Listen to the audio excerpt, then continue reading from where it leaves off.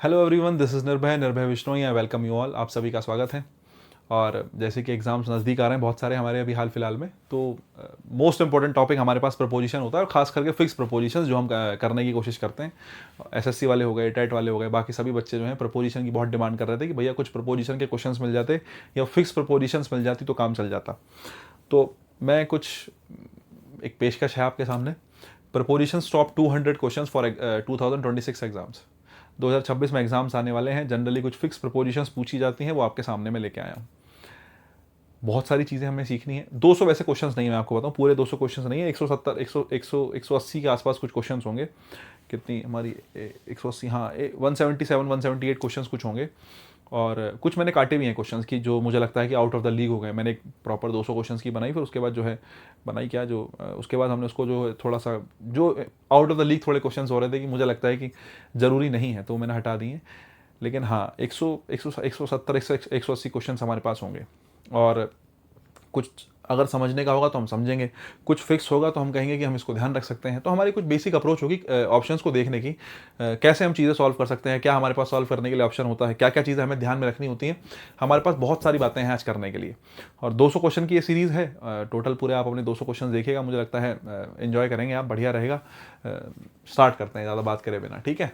चलो, बाकी पीडीएफ की दिक्कत रहती है, शुरू में ही बता देता हूँ, लास्ट में बताते बताते कई बार भूल जाता हूँ। टेलीग्राम ज्वाइन कर लो, इंस्टाग्राम ज्वाइन कर लो। लिंक कहाँ है? चैनल के डिस्क्रिप्शन में। जब तुम चैनल देखोगे तो वहीं पर डिस्क्रिप्शन में आपको लिंक मिल जाएंगे, दोनों ज्वाइन कर लेना, पीडीएफ के लिए या फिर बेसिक इन्फॉर्मेशन के लिए।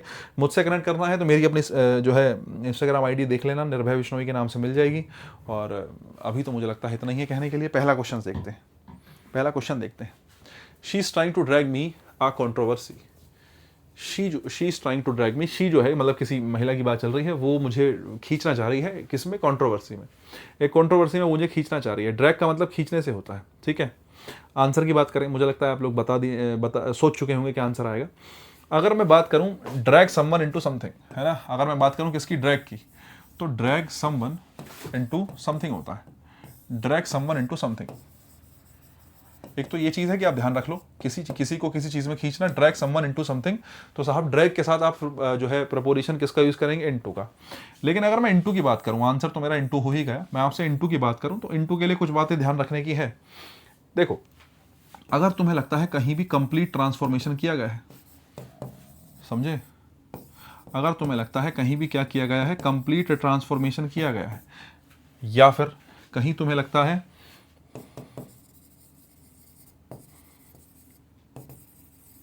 इनवर्ड मूवमेंट है, ठीक है। कंप्लीट ट्रांसफॉर्मेशन का मतलब क्या है और इनवर्ड मूवमेंट का मतलब क्या है? इन दोनों चीज़ों के लिए, सॉरी गाइस, इन दोनों चीज़ों के लिए मैं तुमसे पूछूं, इन दोनों चीज़ों के लिए किसका यूज़ करते हैं साहब? इनटू का यूज़ करते हैं। बड़ी सिंपल सी बात है।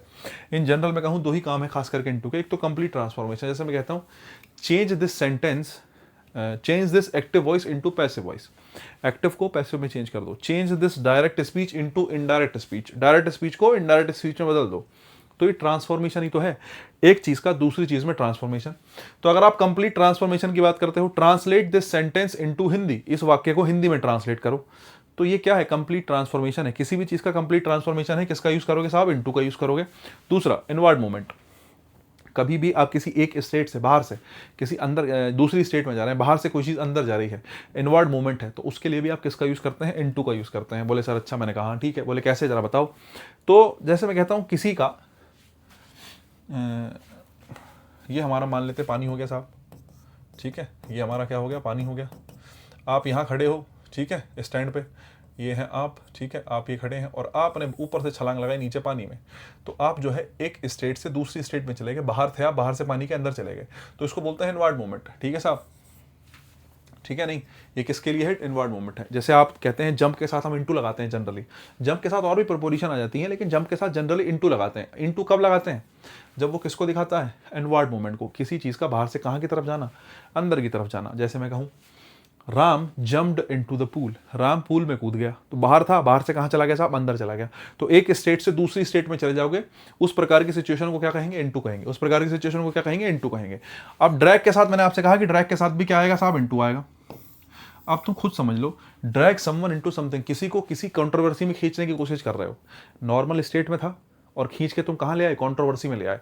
इनवर्ड मूवमेंट ही है एक तरीके का, एक स्टेट से दूसरी स्टेट में तुम उसको ले आए। नॉर्मल स्टेट में था, तुम कहाँ ले आए, बोले जी इधर आओ कंट्रोवर्सी में। तो एक स्टेट से दूसरी स्टेट में ट्रांसफॉर्मेशन हुआ, किसका यूज करते हैं, इनटू का।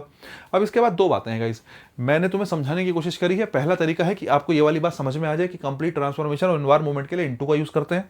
दूसरी बात है कि आप ध्यान रख लो, या ध्यान रखना भी पड़ेगा, ये वाली बात जो मैंने समझाई है इस बात को दिमाग में रखो।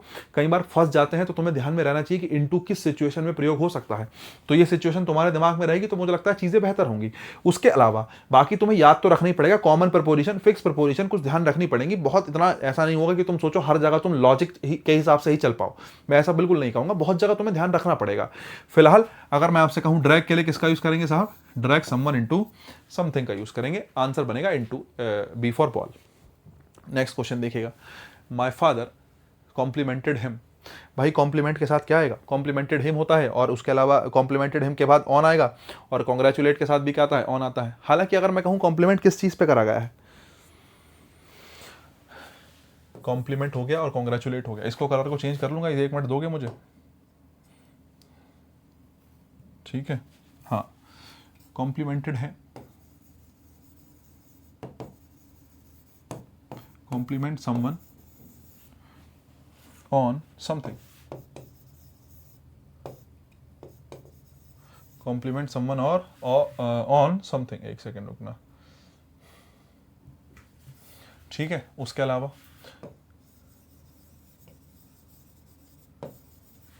Congratulate someone on something.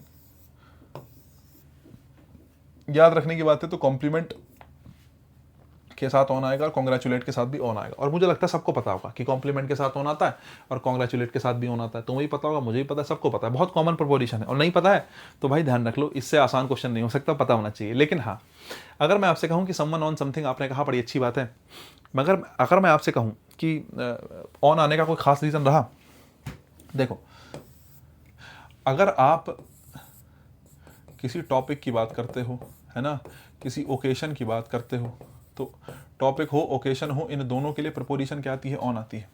किसी ओकेशन की बात करें, किसी टॉपिक की बात करें, है ना, तो उसके लिए आप ऑन का ही यूज़ करते हैं। जैसे मैं बात करूं कि हिज ब्रिलियंट सक्सेस, उसका बहुत ज़्यादा ब्रिलियंट, उसकी बहुत ब्रिलियंट सफलता के लिए, तो ब्रिलियंट जो सफलता है वो एक प्रकार का ओकेशन हो सकता है। ओकेशन तो वैसे मतलब ओकेशन कह लो, टॉपिक कह लो, वो आपकी मर्जी है। लेकिन हाँ, ये एक उसी प्रकार से सेलिब्रेट होगा, आपने किसी को कॉन्ग्रेचुलेट किया है, कॉम्प्लीमेंट किया है ना, किस बात पर किया साहब, उसकी ब्रिलियंट सक्सेस पे एग्जामिनेशन में उसने पास कर लिया, उसने रिकॉर्ड तोड़ दिया। तो वो एक बेसिकली ओकेशन का माहौल है कि हमारे घर में ओकेशन है, किस बात का, कि भाई एक माहौल है ओकेशन का, किस बात का, कि भाई उसने जो है उसको बहुत शानदार सफलता मिली, ब्रिलियंट सक्सेस मिली।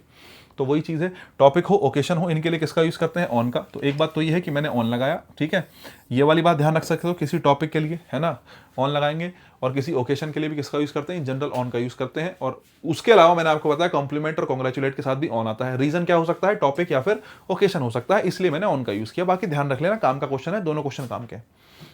नेक्स्ट देखिएगा 3 number, you are welcome to partake their light refreshment. Partake की बात करें भाई, बहुत ज़्यादा पूछा जाता है, ठीक है, नहीं, पार्टेक की बात करें तो बहुत ज़्यादा पूछा जाता है। अगली स्लाइड में आंसर लिख रखा था या मैंने नहीं बनाया होगा, मुझे लगता है नहीं, ट्रांसलेट ही आया है वो। तो देखो, पार्टेक इन होता है और पार्टेक ऑफ होता है। अगर मैं आपसे कहूँ पार्टेक क्या होगा, एक होगा पार्टेक इन और एक होगा पार्टेक ऑफ, ठीक है।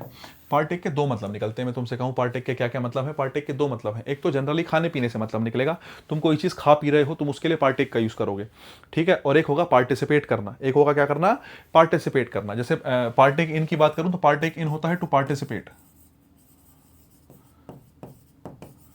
किसी जगह पर तुम पार्टिसिपेट कर रहे हो तो वो क्या है, पार्टेक इन है ना। टू ईट या फिर ड्रिंक, किसी जगह पर खाने पीने की तुम काम कर रहे हो तो उसके लिए आप किसका यूज करोगे, पार्टेक ऑफ का यूज करोगे। अगर बात समझे तो एक बार क्वेश्चन पढ़ो पहले, you are welcome to partake their light refreshment. अगर तुम लाइट रिफ्रेशमेंट की बात करो तो मैं एक बात बताओ, लाइट रिफ्रेशमेंट का मतलब क्या है। खाने रिफ्रेशमेंट मिलता है ना, कई बार जब तुम कहीं जाते हो बैठते हो तो रिफ्रेशमेंट मिल जाता है, थोड़ा बहुत चाय कॉफ़ी मिल जाती है और उसके साथ छोटा मोटा समोसा वमोसा, वो क्या है, लाइट रिफ्रेशमेंट है। तो यहाँ पर मीनिंग किसका है, पार्टेक का। पार्टेक का मतलब यहाँ पर पार्टिसिपेट करने से है, या तुम्हारा स्वागत है खाने पीने के लिए रिफ्रेशमेंट को।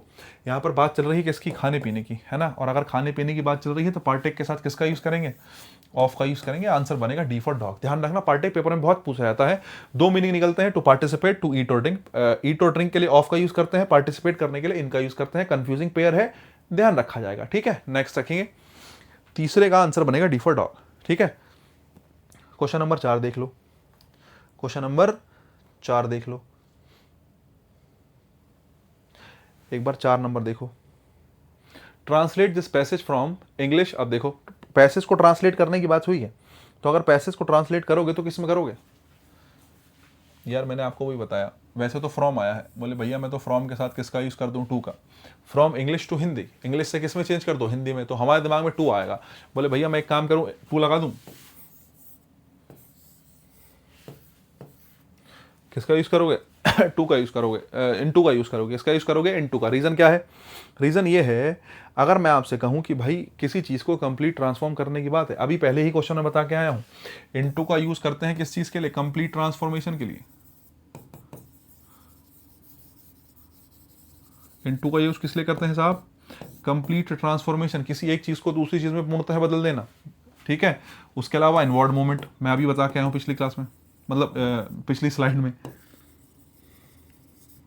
ठीक है, कहीं बाहर से आप अंदर जा रहे हैं या किसी चीज को पूर्णतः बदल दे रहे हैं, इनटू का यूज करेंगे। Translate this passage from English. ठीक है, आप किसका यूज करेंगे? इनटू का यूज करेंगे। ठीक है,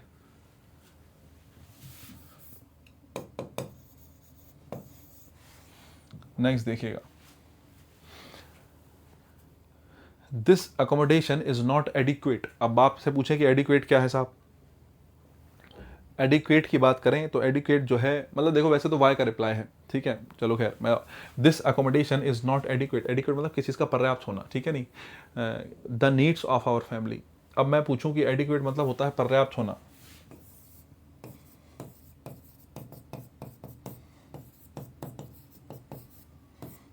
ठीक है, this accommodation is not adequate, ये जो अकोमोडेशन है, जो रहने की जगह है, ये पर्याप्त नहीं है। किसके लिए? अब हमारी फैमिली की नीड्स के लिए। देखो वैसे तो अगर मैं तुमसे कहूँ कि भाई क्या आएगा, तो एडिक्वेट के साथ फोर का यूज़ कर लेंगे फिलहाल, तो आंसर मेरा बनेगा फोर। लेकिन एक चीज़ मैं तुमसे पूछूं कि भैया क्या सोच के लगा दिया होगा, कुछ आया दिमाग में? देखो, अगर पर्पस बताने की बात हो, है ना, क्या बताना हो, पर्पस बताना हो,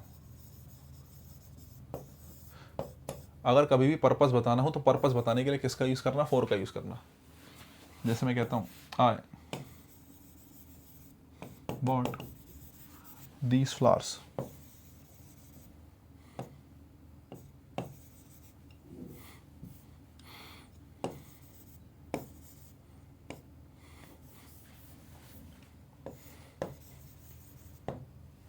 ठीक है, मैं पूछूं आई बॉट दीज फ्लावर्स, मैंने फ्लावर्स खरीदे, मैं पूछूं किसके लिए खरीदे, तो तुमने कहा बोले जी तुम्हारे लिए खरीदे, तो आई बॉट दीज फ्लावर्स किसके लिए? तुम्हारे लिए। अब मैं तुमसे ये कहना चाह रहा हूँ कि यहाँ पर आपने फोर का यूज़ करना है। एक बार सोच के देखो, वैसे तुम्हें इतना सिंपल सेंटेंस देख के तुम्हें समझ में आ गया होगा कि मैंने फ्लावर्स खरीदे किसके लिए? फॉर यू, तुम्हारे लिए। तो वही बात है, मैं आपसे पूछूँ यहाँ फोर आया, तो आप बताओ ना, मैंने फ्लावर खरीदे, मेरा फ्लावर खरीदने का पर्पस क्या था? मैंने क्यों खरीदे फ्लावर? फ्लावर खरीदे मैंने तुम्हारे लिए। ठीक है, अगर मैंने तुम्हारे लिए फ्लावर खरीदे तो ये बेसिकली पर्पस ही है। ठीक है, नहीं, क्या है ये? पर्पस है। क्या है ये? पर्पस। और पर्पस बताने के लिए किसका यूज़ करते हैं साहब? फोर का। अगर मैं कहूँ कि कोई भी हाउस है वो एडिक्वेट नहीं है, किस पर्पस के लिए? पर्पस क्या है उसका साहब? नीड ऑफ आवर फैमिली, हमारी फैमिली के लिए। ठीक है, नहीं, किसके लिए? हमारी फैमिली के लिए। एक तो कहानी ये हो गई जो मैंने समझाने की कोशिश करी, तो आप फोर का ध्यान रख लो। बाकी एडिक्वेट का मतलब किससे ही निकलेगा? पर्याप्त होने से ही निकलेगा किसी बात का। और एडिक्वेट के साथ किसके लिए? कोई चीज़ पर्याप्त नहीं है, किसके लिए नहीं है? फॉर। दूसरी बात, इन जनरल मैं आपसे कहूँ ना, मैं हमेशा कहता हूँ फोर के लिए, वैसे तो तुम्हें श्योर नहीं होना इस बात के लिए, और ना ही हिंदी के थ्रू चलना होता है। मैं तुमसे कहूं कि तुम हिंदी के हिसाब से चलो, तुम्हें हिंदी के हिसाब से नहीं चलना है कभी भी, लेकिन तुम्हें हिंदी के हिसाब से नहीं चलना है, लेकिन तुम्हें एक चीज़ ध्यान रखनी है कि जनरली जब के लिए का मतलब निकलता है, कभी भी सेंटेंस को तुम पढ़ के देखते हो, थोड़ा समझते हो, हमेशा तो नहीं होता। जब तुम फंस गए, तुम्हें नहीं समझ में आ रहा, कुछ भी लॉजिक समझ में नहीं आ रहा, प्रपोजिशन फिक्स्ड याद नहीं है, तुम, हमेशा के लिए नहीं कह रहा हूँ, फिर से बता रहा हूँ, जब तुम फंस गए, तुम्हें लग रहा है यार नहीं ये हो सकता है गड़बड़ है, या मुझे नहीं आ रहा समझ में, मैं क्या करूँ, क्या लगाऊँ, तो जनरली तुम इसके लिए जा सकते हो। के लिए का मतलब जब निकलता है तो मोस्ट प्रोबेबली आंसर फोर निकलता है, हमेशा तो नहीं, लेकिन मैंने कहा मोस्ट प्रोबेबली जब के लिए की बात होती, किस चीज़ के लिए?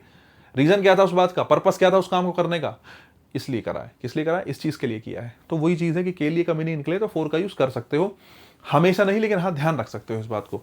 देखो फिक्स कुछ नहीं होता, कभी तुम कहो भैया आपने तो बताया था और आपने जो है मुझे तो बताया था ये वाली बात और मैं तो पेपर में लिखाया, तो इस चीज़ का ध्यान रखना है, ठीक है नहीं। He challenged her to a game of chess, he challenged her to a game of chess,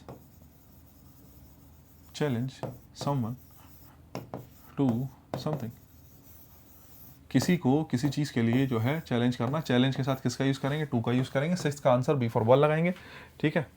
next आओ, he left his friend, he left his friend leaning a lamp post, ठीक है।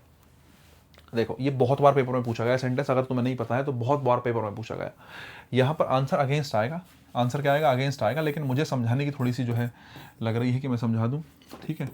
अगर कोई चीज़ तुम्हारे अपोजिट है, कोई तुम्हारे विरोध में है, ठीक है, कोई चीज़ अपोजिट है, कोई चीज़ तुम्हारे क्या है, विरोध में है, ठीक है, तो विरोध को दिखाना है, कोई चीज़ तुम्हारे विरोध में है तो अपोजिट के लिए अगेंस्ट का यूज़ कर सकते हो, ठीक है नहीं। या फिर अगर तुम्हें लगता है कभी फिजिकल सपोर्ट की ज़रूरत है, तुम्हें किसकी ज़रूरत है साहब, फिजिकल सपोर्ट की, तुम्हें लगता है फिजिकल सपोर्ट की आवश्यकता है, तुम किसी चीज़ से लग के खड़े हो, है ना। अब फिजिकल सपोर्ट को तो हिंदी में क्या लिखूं, तुम्हें सपोर्ट चाहिए, जैसे मैं कहता हूँ कि जो राम जो है वो मेरे विरुद्ध है, या श्याम जो है मेरे विरुद्ध है, कोई भी व्यक्ति कि भाई मेरा एक दोस्त है कि भाई अमन मेरे विरुद्ध है साहब, मैंने आपसे कहा तो अमन इज जो है अगेंस्ट मी, तो अगेंस्ट का मतलब किससे है, अपोजिट से है, कि वो मेरे अपोजिट है ना। तो एक चीज़ हो गया कि भाई अगेंस्ट का मतलब किससे निकलेगा, अपोजिट से, हमें सबको पता होता है। लेकिन एक अगेंस्ट का मतलब किससे भी होता है, फिजिकल सपोर्ट से। जैसे मैं हालांकि खड़ा नहीं होऊंगा, वो टूट जाएगा, लेकिन मैं अगर ऐसे करके खड़ा हो जाता हूँ एक बार इसको टिक के, और बताओ क्या हाल है, तो ये जो मेरा सपोर्ट है, तो मैं ऐसे खड़ा एकदम फिजिकल सपोर्ट लेके, किससे, बोर्ड से, मैंने बोर्ड से फिजिकल सपोर्ट ले रखी है। तो इस प्रकार की सिचुएशन के लिए भी किसका यूज़ करते हैं, अगेंस्ट का यूज़ करते हैं। अगर बात समझ में आई हो तो क्वेश्चन देखो, ही लेफ्ट हिज फ्रेंड, उसने अपने फ्रेंड को छोड़ा, लीनिंग, है ना, लीनिंग मतलब वो झुका हुआ था, किसकी तरफ, किससे सपोर्ट ले रहा था, झुक के वो किसकी तरफ, लीन किसकी तरफ हो रहा था, लैम्प पोस्ट की तरफ। लैम्प पोस्ट मतलब वही जहाँ मतलब जो शहर वगैरह में खंभे वगैरह नहीं लगे थे, इस पर लाइट वगैरह लगी, तो उसको लैम्प पोस्ट कहा गया है ना। With a cigarette between his lips, अपनी उसके लिप्स के बीच में सिगरेट थी, और उसने लीनिंग अगेंस्ट द जो है लैम्प पोस्ट, और वो लैम्प पोस्ट की सपोर्ट से खड़ा था और अपना जो है सुट्टा चल रहा था, ब्ला ब्ला ब्ला। तो वही है, तो लीनिंग के साथ अगेंस्ट का यूज़ करेंगे, लेकिन अगेंस्ट का यूज़ करने का मतलब क्या है, रीज़न क्या है, कि फिजिकल सपोर्ट की आप बात कर रहे हैं, किसकी बात कर रहे हैं, फिजिकल सपोर्ट की। अगर बात समझ में आई हो तो आंसर सी फॉर कैट लगाएंगे और आगे चलेंगे, ठीक है। नेक्स्ट देखो, she is in the habit of finding fault, she is in the habit of finding fault, ठीक है। अब फाइंडिंग फॉल्ट विद समवन या फाइंडिंग फॉल्ट विद अदर्स की बात करें, देखो फाइंडिंग फॉल्ट विद समवन होता है, मैं आपसे कहूँ क्या होता है साहब, फाइंडिंग फॉल्ट विद समवन, ठीक है, समवन या फिर समथिंग, दोनों ही कह लो, है ना। इसका अगर मैं तुमसे पूछूं मीनिंग क्या है, तो मीनिंग निकलेगा साहब गलती ढूंढना, तुम हर चीज़ में गलती ढूंढ रहे हो, तुम हर चीज़ में क्या ढूंढ रहे हो, गलती ढूंढ रहे हो, तो फाइंडिंग फॉल्ट विद समवन या समथिंग होगा। इस चीज़ को ध्यान रखना, ईडीएम की तरीके से काम करता है, तो आंसर क्या बनेगा साहब, विद बनेगा, आंसर क्या बनेगा, विद बनेगा, फाइंडिंग फॉल्ट विद समवन, ठीक है। Your college term will and what, in, with in, with, after, after about. देखो आफ्टर अबाउट तो तुम रहने ही दो, आउट ऑफ कॉन्टेक्स्ट ही है, ठीक है। आंसर विद नहीं हो सकता, विद इन हो सकता है। क्या आंसर हो सकता है, विद नहीं हो सकता, विद इन हो सकता है। आप कहोगे the college term will and in a month, एक महीने में खत्म हो जाएगा, एक महीने के अंदर अंदर खत्म हो जाएगा, दोनों ही बातें क्या है, सही है। एंड इन अ मंथ या and with in a month, within a month मतलब एक महीने से पहले पहले, इन अ मंथ मतलब एक महीने से पहले भी हो सकता है, एक महीने के अंदर अंदर हो सकता है, और एक एग्जैक्ट जो एक महीना वाला है उसमें भी हो सकता है। तो in a month, within a month, दोनों जो है ठीक है। और वैसे अगर मैं कहूँ कि आप आफ्टर भी ठीक हो सकता है, तो बात तो आफ्टर भी ठीक हो सकता है, क्योंकि दिखाता वो भी टाइम को ही है। अगर मैं आपसे कहूँ अ मंथ, एक महीना, तो एक महीना मंथ क्या है साहब, मैं आपसे पूछूं, बोले जी मंथ तो जी टाइम है, किसकी बात कर रहे हो आप, टाइम की बात कर रहे हो, तो टाइम को दिखाने वाले शब्द कौन से हैं, आप कहेंगे सर इन, विद इन, और आफ्टर भी तो हो सकता है।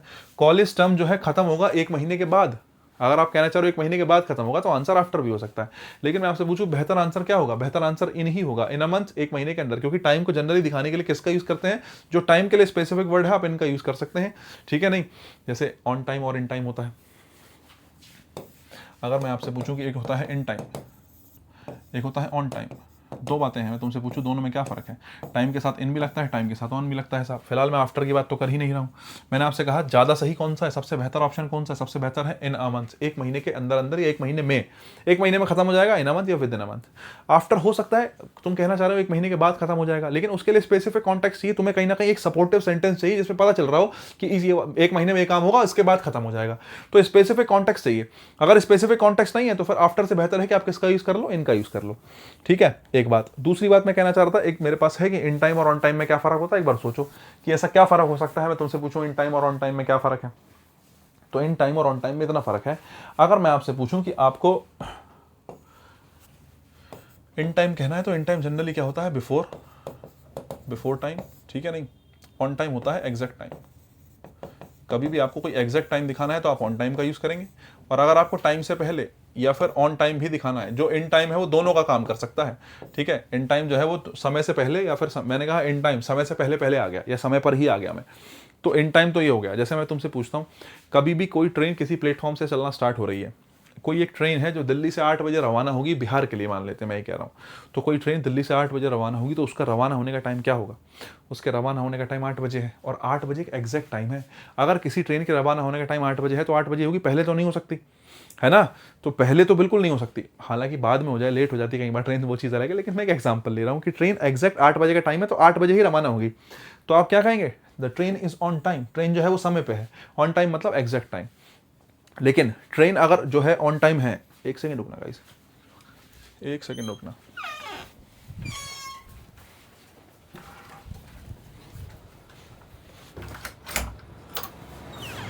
आजा।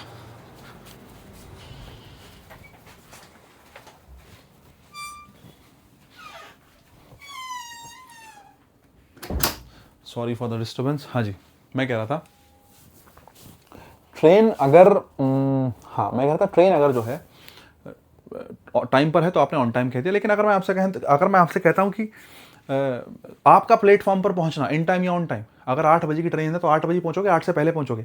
8 से पहले पहुंचोगे। अगर 8 से पहले पहुंचोगे तो आपका प्लेटफॉर्म पहुंचना इन टाइम है, लेकिन ट्रेन का निकलना प्लेटफॉर्म से क्या है? ऑन टाइम है।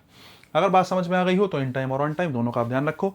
बाकी आंसर क्या बनेगा? ए फॉर एप्पल बनेगा। ठीक है, आप किसका यूज करेंगे? इन अ मंथ, एक महीने में खत्म हो जाएगा साहब।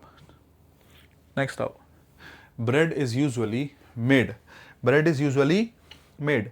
देखो, मेड ऑफ होता है और मेड फ्रॉम होता है। ठीक है, मेड ऑफ होता है और मेड फ्रॉम होता है। मेड ऑफ और मेड फ्रॉम। देखो, कभी भी किसी चीज को बनाया जाता है तो दो तरीके से बनाया जा सकता है। मैं तुमसे पूछूं किस तरीके से बनाया जाएगा? दो तरीके से बनाया जाएगा। एक तो फिजिकल चेंज आप कर सकते हैं किसी चीज में। कौन सा चेंज कर सकते हैं साहब? एक तो फिजिकल चेंज कर सकते हैं आप, जैसे एक तो क्या कर सकते हैं? फिजिकल चेंज कर सकते हैं। अगर मैं आपसे कहूं फिजिकल चेंज क्या होगा साहब? फिजिकल चेंज होगा कि आपने लकड़ी, आपके पास लकड़ी थी, आपने लकड़ी को शेप देके उसको कुर्सी बना दिया, चेयर बना दिया। फिजिकल चेंज है, वापस उसको ले सकते हैं। तो लकड़ी को तोड़ के वापस जोड़ दो, वो लकड़ी बन जाएगी, भले से वो प्रॉपर शेप में नहीं है, लेकिन हाँ तोड़ के वापस कर सकते हो। फिजिकल चेंज है, आपने कुछ और चेंज नहीं किया। लेकिन हाँ, एक होता है केमिकल चेंज। एक क्या होता है? जनरली केमिकल चेंज होता है। केमिकल चेंज कैसा है साहब? आपने दूध से दही बना ली, मावे से मिठाई बना ली। क्या है? केमिकल चेंज है। क्या है ये? केमिकल चेंज है। और केमिकल चेंज जनरली वापस नहीं हो सकता। इन जनरल जब आप केमिकल चेंज की बात करते हो तो इन जनरल तो नहीं होता। बोले सर मैंने तो देखा है ऐसा हो सकता है, वैसा हो तो बहुत कुछ सकता है। इन जनरल मैं देख के चलूँ, केमिकल चेंज को वापस नहीं कर सकते आप। दूध से दही बन गया तो दही से वापस दूध नहीं बनेगा, है ना। इन जनरल फिजिकल चेंज वापस हो सकता है। तो दो प्रकार के चेंजेस होते हैं। अगर मैं आपसे कहूँ कोई चीज़ बनाई गई है तो किस प्रकार के चेंज से? अगर फिजिकल चेंज से बनाई गई है ऑफ का यूज़ करो, अगर केमिकल चेंज से बनाई गई है फ्रॉम का यूज़ करो। पेपर में बहुत पूछा जाता है। आपने कहा ब्रेड जो है वो किससे बनाया जाता है? व्हीट से बनाया जाता है। जब ब्रेड बना दिया गया व्हीट से, तो व्हीट से ब्रेड जब बनाया गया वो फिजिकल चेंज है या केमिकल चेंज है? केमिकल चेंज है। उसको पीसने के बाद आटा बना के आपने उसको ब्रेड बना दिया साहब, तो ये केमिकल चेंज है, क्योंकि आप वापस नहीं जा सकते। आपने जैसे ही व्हीट बना दिया, व्हीट से आप वापस क्या नहीं बना सकते? मतलब सॉरी, ब्रेड बना दिया, ब्रेड से वापस व्हीट नहीं बना सकते, तो पॉसिबल नहीं है। तो केमिकल चेंज है, और केमिकल चेंज है तो किसका यूज़ करेंगे साहब? फ्रॉम का। किसका यूज़ करेंगे साहब? फ्रॉम का यूज़ करेंगे। नेक्स्ट देखो, अगर बात समझ में आई हो तो देखो, उसके बाद 11 नंबर के बाद जो है अपोजिशन आया है। क्या आया है? अपोजिशन आया है। अगर मैं अपोजिशन की बात करूं, है ना, देयर इज ऑलरेडी अपोजिशन। किसका opposition? Opposition to the government's industrial policy. तो एक तो अपोजिशन के साथ किसका यूज़ करेंगे, टू का यूज़ करेंगे। किसका यूज़ करेंगे साहब, टू का यूज़ करेंगे। बोले भैया अच्छा, अगर मैं थोड़ी सी बात करूँ तो तुम्हें पता होना चाहिए प्रेफर के साथ किसका यूज़ करते हैं, टू का। ठीक है, अगर मैं कहूँ सीनियर हो गया, अगर मैं कहूँ जूनियर हो गया, अगर मैं कहूँ सुपीरियर हो गया, इन सब के साथ क्या आता है, टू आता है, क्योंकि इन सब के लास्ट में आई ओ आर आया है। ध्यान रखना, इनके साथ किसका यूज़ नहीं करते, इन शब्दों के साथ देन का यूज़ नहीं करते। आई ओ आर वाले जितने शब्द हैं इनके साथ किसका यूज़ करते हैं, टू का यूज़ करते हैं साहब। ठीक है, बाकी कुछ पेयर्स होते हैं, जैसे मैं कहता हूँ एडिक्टेड टू, ठीक है, एक होता है be use to, accustom to,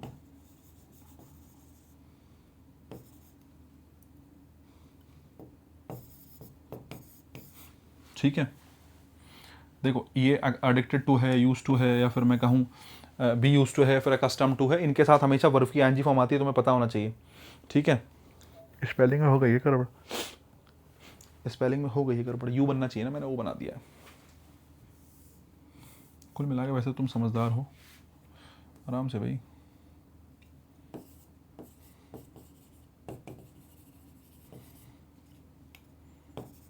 ठीक है, अकस्टम के साथ टू, और इन सभी शब्दों के साथ वर्ब की कौन सी फॉर्म आती है, आईएनजी फॉर्म आती है, ये भी ध्यान रखना।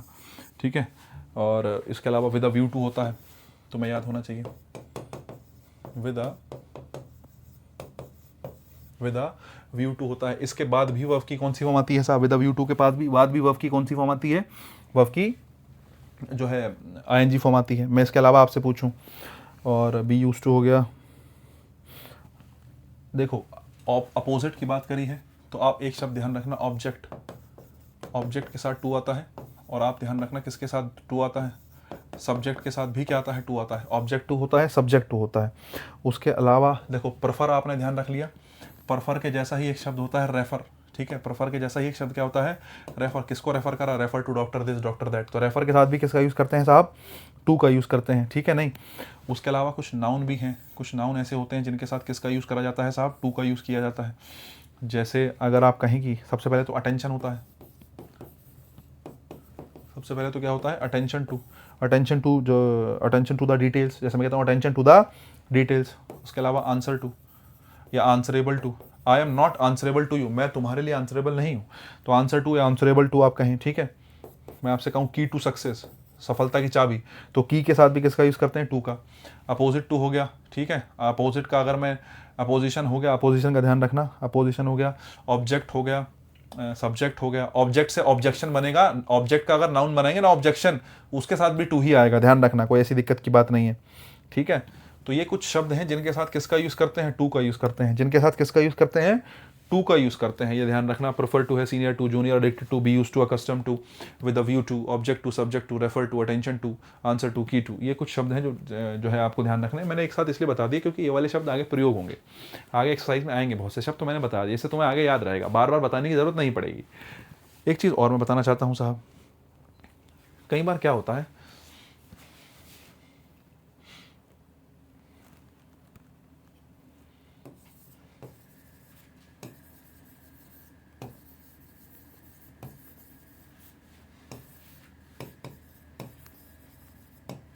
आई am very grateful to you,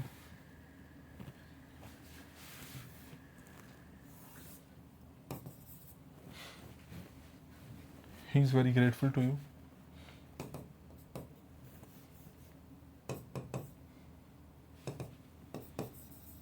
he is very kind to you,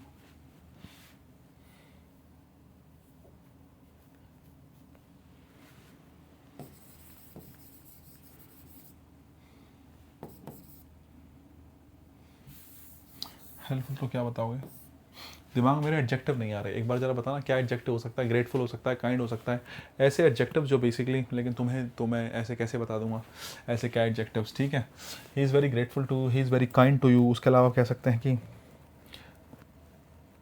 loyal कह सकते हैं, he is very loyal to you.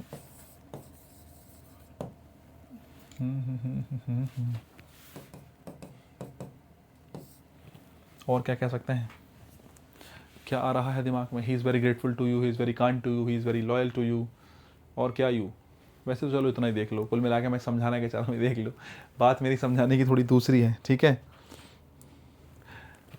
देखो किसी की भी किसी आदत का, ठीक है, किसी आदत का, जैसे मैं कहता हूँ यहाँ पर कोई एक शब्द लिखा है ना, कोई भी एडजेक्टिव हो सकता है, कोई एडजेक्टिव लिखा है, ठीक है नहीं, अगर इस एडजेक्टिव का और मैंने यहाँ पे लिखा यू, इस आदत का, इस एडजेक्टिव का अगर यू रिसीवर है, अगर यू क्या है, रिसीवर है, ठीक है साहब, अगर यू क्या है, रिसीवर है, तो रिसीव करने के लिए प्रपोजिशन क्या आती है सर, टू ही आती है। रिसीव करने के लिए प्रपोजिशन क्या आती है, टू ही आती है। जैसे मैं तुमसे कहूँ कि भाई फ्रॉम होता है सेंडर, ठीक है साहब, फ्रॉम क्या होता है, सेंडर होता है, किसी ने कोई चीज़ भेजी है, ठीक है, और टू किसके लिए लगाते हैं साहब, रिसीवर के लिए लगाते हैं, ठीक है। रिसीवर के लिए किसका यूज़ करते हैं, टू का यूज़ करते हैं। किसी ने कोई चीज़ भेजी है तो फ्रॉम है, किसी ने कोई चीज़ रिसीव करी है तो टू है।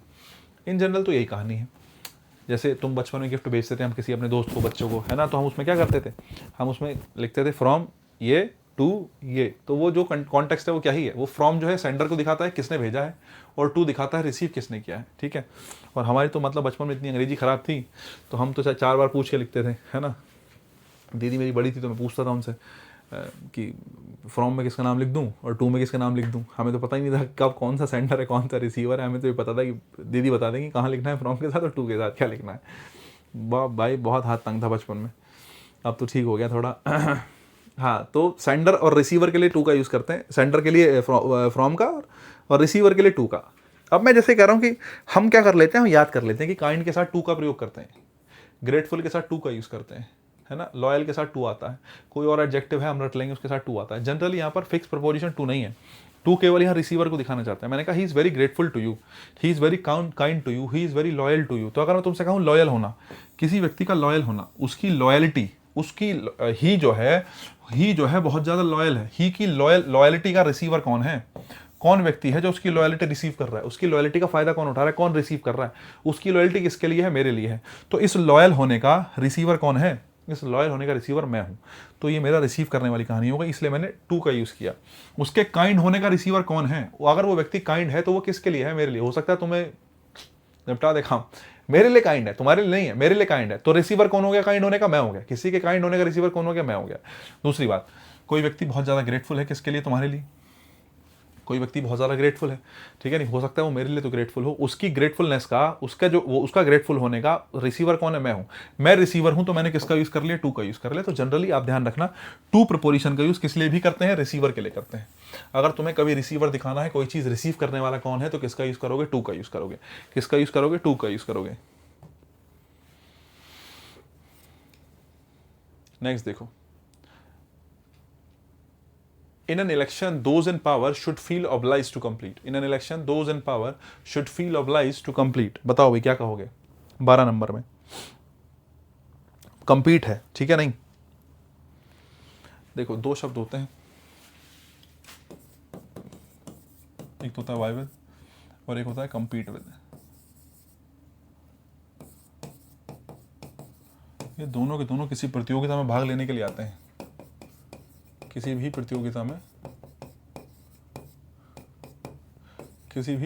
में क्या लेना साहब, भाग लेना। क्या है, वाई विद कंपीट विद है, दोनों साथ में, ध्यान रखना दोनों के साथ किसका यूज़ करते हैं, विद का यूज़ करते हैं। आ गई बात किसकी, विद की। देखो कंपीट के साथ विद का यूज़ पता करते भी क्यों है, मैंने आपको वही बात बताई कि सिंगल साइड रिलेशन को टू लगाते हैं, डबल साइड रिलेशन को टू के साथ विद का यूज़ करते हैं। कभी भी आप किसी से compete कर रहे हैं, compete करने का मतलब आपका उससे मुकाबला हो रहा है, वो किसी भी तरीके से, दिमाग में हो सकता है, शारीरिक हो सकता है, किसी भी प्रकार का मुकाबला हो सकता है। लेकिन अगर आप किसी से मुकाबला कर रहे हैं तो वो मुकाबला दो तरफ से होगा। किस तरफ से होगा, दो तरफ से। और मैं आपको बता चुका हूँ सिंगल साइडेड रिलेशन के लिए टू का यूज़ करते हैं। अगर आपने इससे पहले मेरी कुछ क्लासेस देखी हैं तो मैंने वहाँ बहुत बार चर्चा करी है। अगर आप कभी भी सिंगल साइड रिलेशन की बात करते हैं, जैसे मैं कहता हूँ ही, जैसे मैं कहता हूँ आई टॉक्ड टू हिम, और मैं कहता हूं आई टॉक्ड विद हिम, और मैं कहता हूं आई टॉक्ड विद हिम, ठीक है। अगर मैं कहता हूं आई टॉक टू हिम और मैं कहता हूं आई टॉक्ड विद हिम, मैं तुमसे पूछूं दोनों में से कौन सा सही है, आई टॉक टू हिम या आई टॉक्ड विद हिम, दोनों में से कौन सा सही, सोच के बताओ भाई। दोनों ही सही है, आई टॉक टू हिम भी सही है, टॉक विद हिम भी सही है। लेकिन आई टॉक टू हिम का मतलब है सिंगल साइडेड कन्वर्सेशन होनी चाहिए, ठीक है। कौन वो लिख रहा हूँ ध्यान रखना, ठीक है।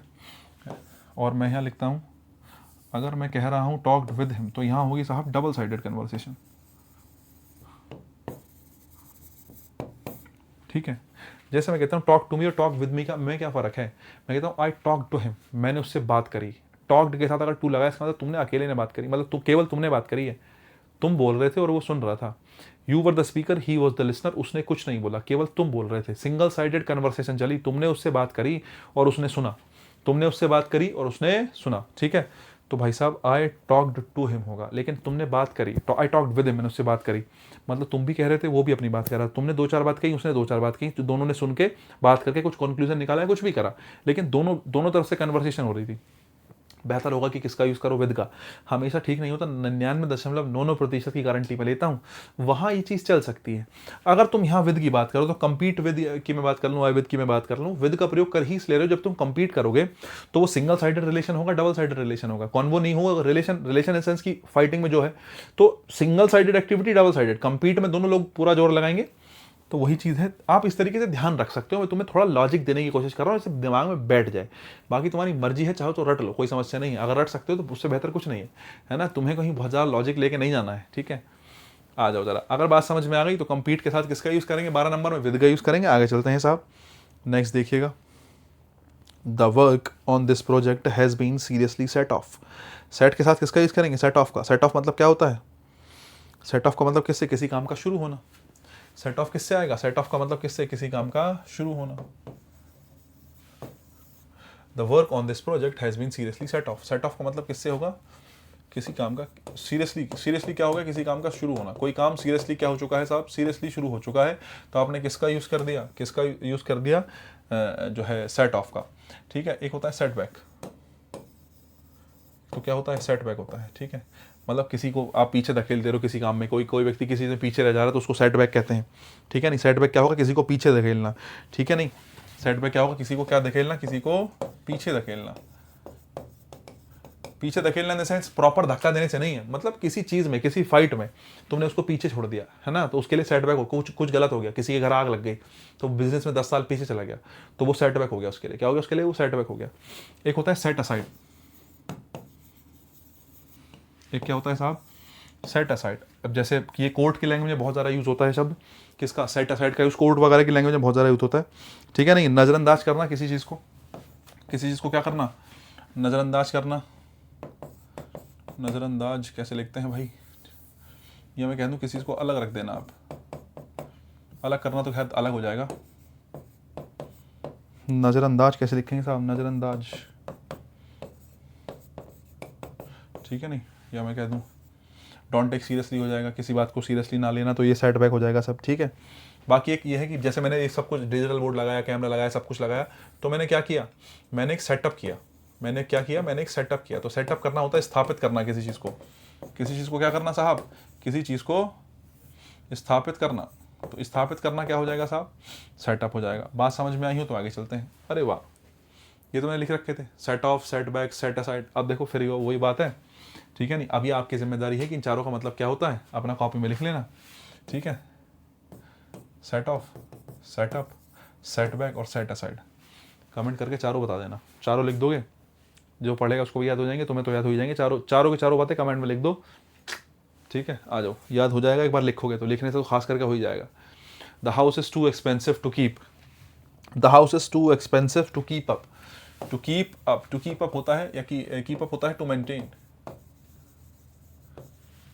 ये घर जो है मेंटेन करने के लिए जो है बहुत मुश्किल है। तो कीप अप क्या होगा, कीप अप होगा मेंटेन कर पाना, ठीक है। नहीं, एक होता है कीप ऑन, आप कहते हैं keep on talking, she keeps on talking, वो लगातार बात करती रहती है साहब, ठीक है। कीप ऑन, जैसे मैं कहता हूँ शी कीप्स ऑन टॉकिंग, तो कीप्स ऑन का मतलब टू कंटिन्यू, ठीक है। अब टॉकिंग से तुम्हें क्लियर हो रहा होगा, वैसे तो बात करने की बात चल रही है, ठीक है। नहीं, तो टू कंटिन्यू समथिंग, किसी चीज़ को लगातार जो है चलाए रखना कीप ऑन हो सकता है, ठीक है, ध्यान रखना। और बाकी आंसर तो क्या हो जाएगा साहब, अप है ना, हाँ ठीक है। कीप ऑफ हो गया, कीप अप, सॉरी कीप, यार ये तो रफ ही हो गया, कीप ऑन हो गया, ठीक है। देखो वैसे अगर मैं तुमसे कहूँ कीप के साथ ऑफ लगा लूँ तो कुछ फ्रेजल वर्ब बन जाएगी। देखो ऐसा नहीं है कि नहीं बनेगी, ये तो मेरा आंसर हो जाएगा। देखो पता है क्या, तुम्हें प्रपोजिशन की जानकारी होनी चाहिए, बेसिक प्रपोजिशन के क्या एट्रीब्यूट्स होते हैं, तुम्हें फ्रेजल वर्ब खुद समझ में आ जाएगी। जैसे मैं कहता हूँ, जैसे ऑन लगाया मैंने, ये फ्रेजल वर्ब तुम्हें बताने की जरूरत नहीं है, तुम्हें लॉजिक खुद कनेक्ट करना चाहिए इस बात से कि कीप के साथ ऑन आने का मतलब क्या होगा, कीप ऑन। मैं तुमसे कहूँ गो ऑन, लगे रहो, है ना। गो ऑन, ऑन मतलब किसी का खुला होना, है ना, ऑन मतलब किसी से खुला होना, तो गो ऑन, भाई तुम आगे बढ़ो, हम तुम्हारे साथ हैं साहब, है ना। कीप गोइंग, हमेशा आगे बढ़ते रहो, है ना। तो keep on, keep on, on मतलब तुमने रास्ता खोल दिया, और मतलब तुमने रास्ता खोल दिया। अगर रास्ता तुमने खोल दिया, इस बात का मतलब क्या ही है, किसी चीज़ का क्या होना, किसी चीज़ का कंटिन्यू होना, कुछ ऐसा मीनिंग निकलेगा। अगर मैं ऑन लगा रहा हूं तो उस चीज़ को वो वास्ट होती चली जाएगी वो चीज़। अगर मैं कहीं ओ डबल एफ ऑफ लगा रहा हूँ, ओ डबल एफ ऑफ जो है सेपरेशन के लिए आता है, किसी चीज़ के अलग होने के लिए आता है। O double F of distance के बेहतर, डिस्टेंस के दूर होने के लिए भी आता है। जैसे मैं कहता हूँ माई स्कूल इज, एक मैं कहता हूँ ऑन द रोड, एक मैं कहता हूँ ऑफ द रोड। मैं तुमसे कहूँ कौन सा सही है, दोनों सही है। हो सकता है स्कूल ऑन द रोड, हो सकता है ऑफ द रोड। जैसे मैंने कहा ये सड़क है साहब, है ना, स्कूल तुम्हारा ही है, ठीक है, तो इसके लिए कहेंगे ऑन द रोड, सड़क के पास ही है, बाउंड्री पे ही है। और बाउंड्री के लिए भी किसका यूज़ करते हैं, ऑन का ही यूज़ करते हैं, एक बात। लेकिन यहाँ पे सड़क चलेगी साहब इधर, ठीक है, सड़क सीधी चलेगी, एक छोटी सी गली आई, फिर ये गली इधर जाके मुड़ गई, यहाँ जाके तुम्हारा स्कूल था, तो ये ऑन द रोड नहीं है, ये क्या है, ऑफ द रोड है। क्या है, ऑफ द रोड है। तो school is on the road of, मैं तुमसे कहूँ ऑफ क्या है, ऑफ डिस्टेंस को दिखाएगा, मतलब थोड़ा हटके है। स्कूल सड़क ऑन द रोड नहीं है, थोड़ा सा हटके है। या मैं कहता हूँ कहीं तुमने ऑफ लगाया तो वो सेपरेशन को दिखाएगा, चीज़ों के अलग होने को दिखाएगा। कोई चीज़ अलग हो रही है, और डबल एफ ऑफ दिखाओगे। किस चीज़ का दूर जाना है तो किसका यूज़ करेंगे, ऑफ का। जैसे मैं कहता हूँ कीप ऑफ, कीप ऑफ किससे होगा, किसी चीज़ का दूर जाने से ही होगा। अगर तुम लगभग मीनिंग लगाओगे तो लगभग मीनिंग दूर जाने से ही होगा, ठीक है।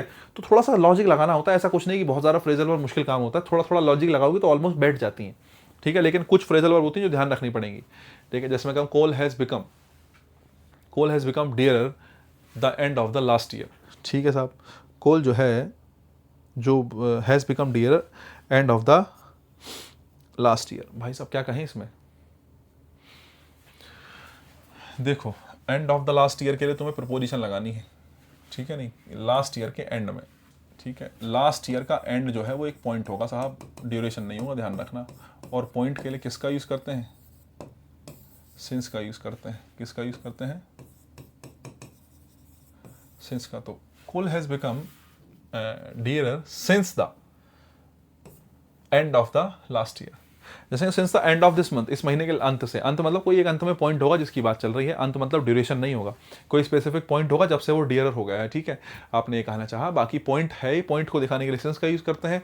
आपको पता होना चाहिए सिंस और ड्यूरेशन, टाइम को दिखाने के लिए दो चीज़ें होती हैं साहब, है ना। टाइम दो तरीके का होता है, एक होता है पॉइंट, एक होता है ड्यूरेशन, ठीक है।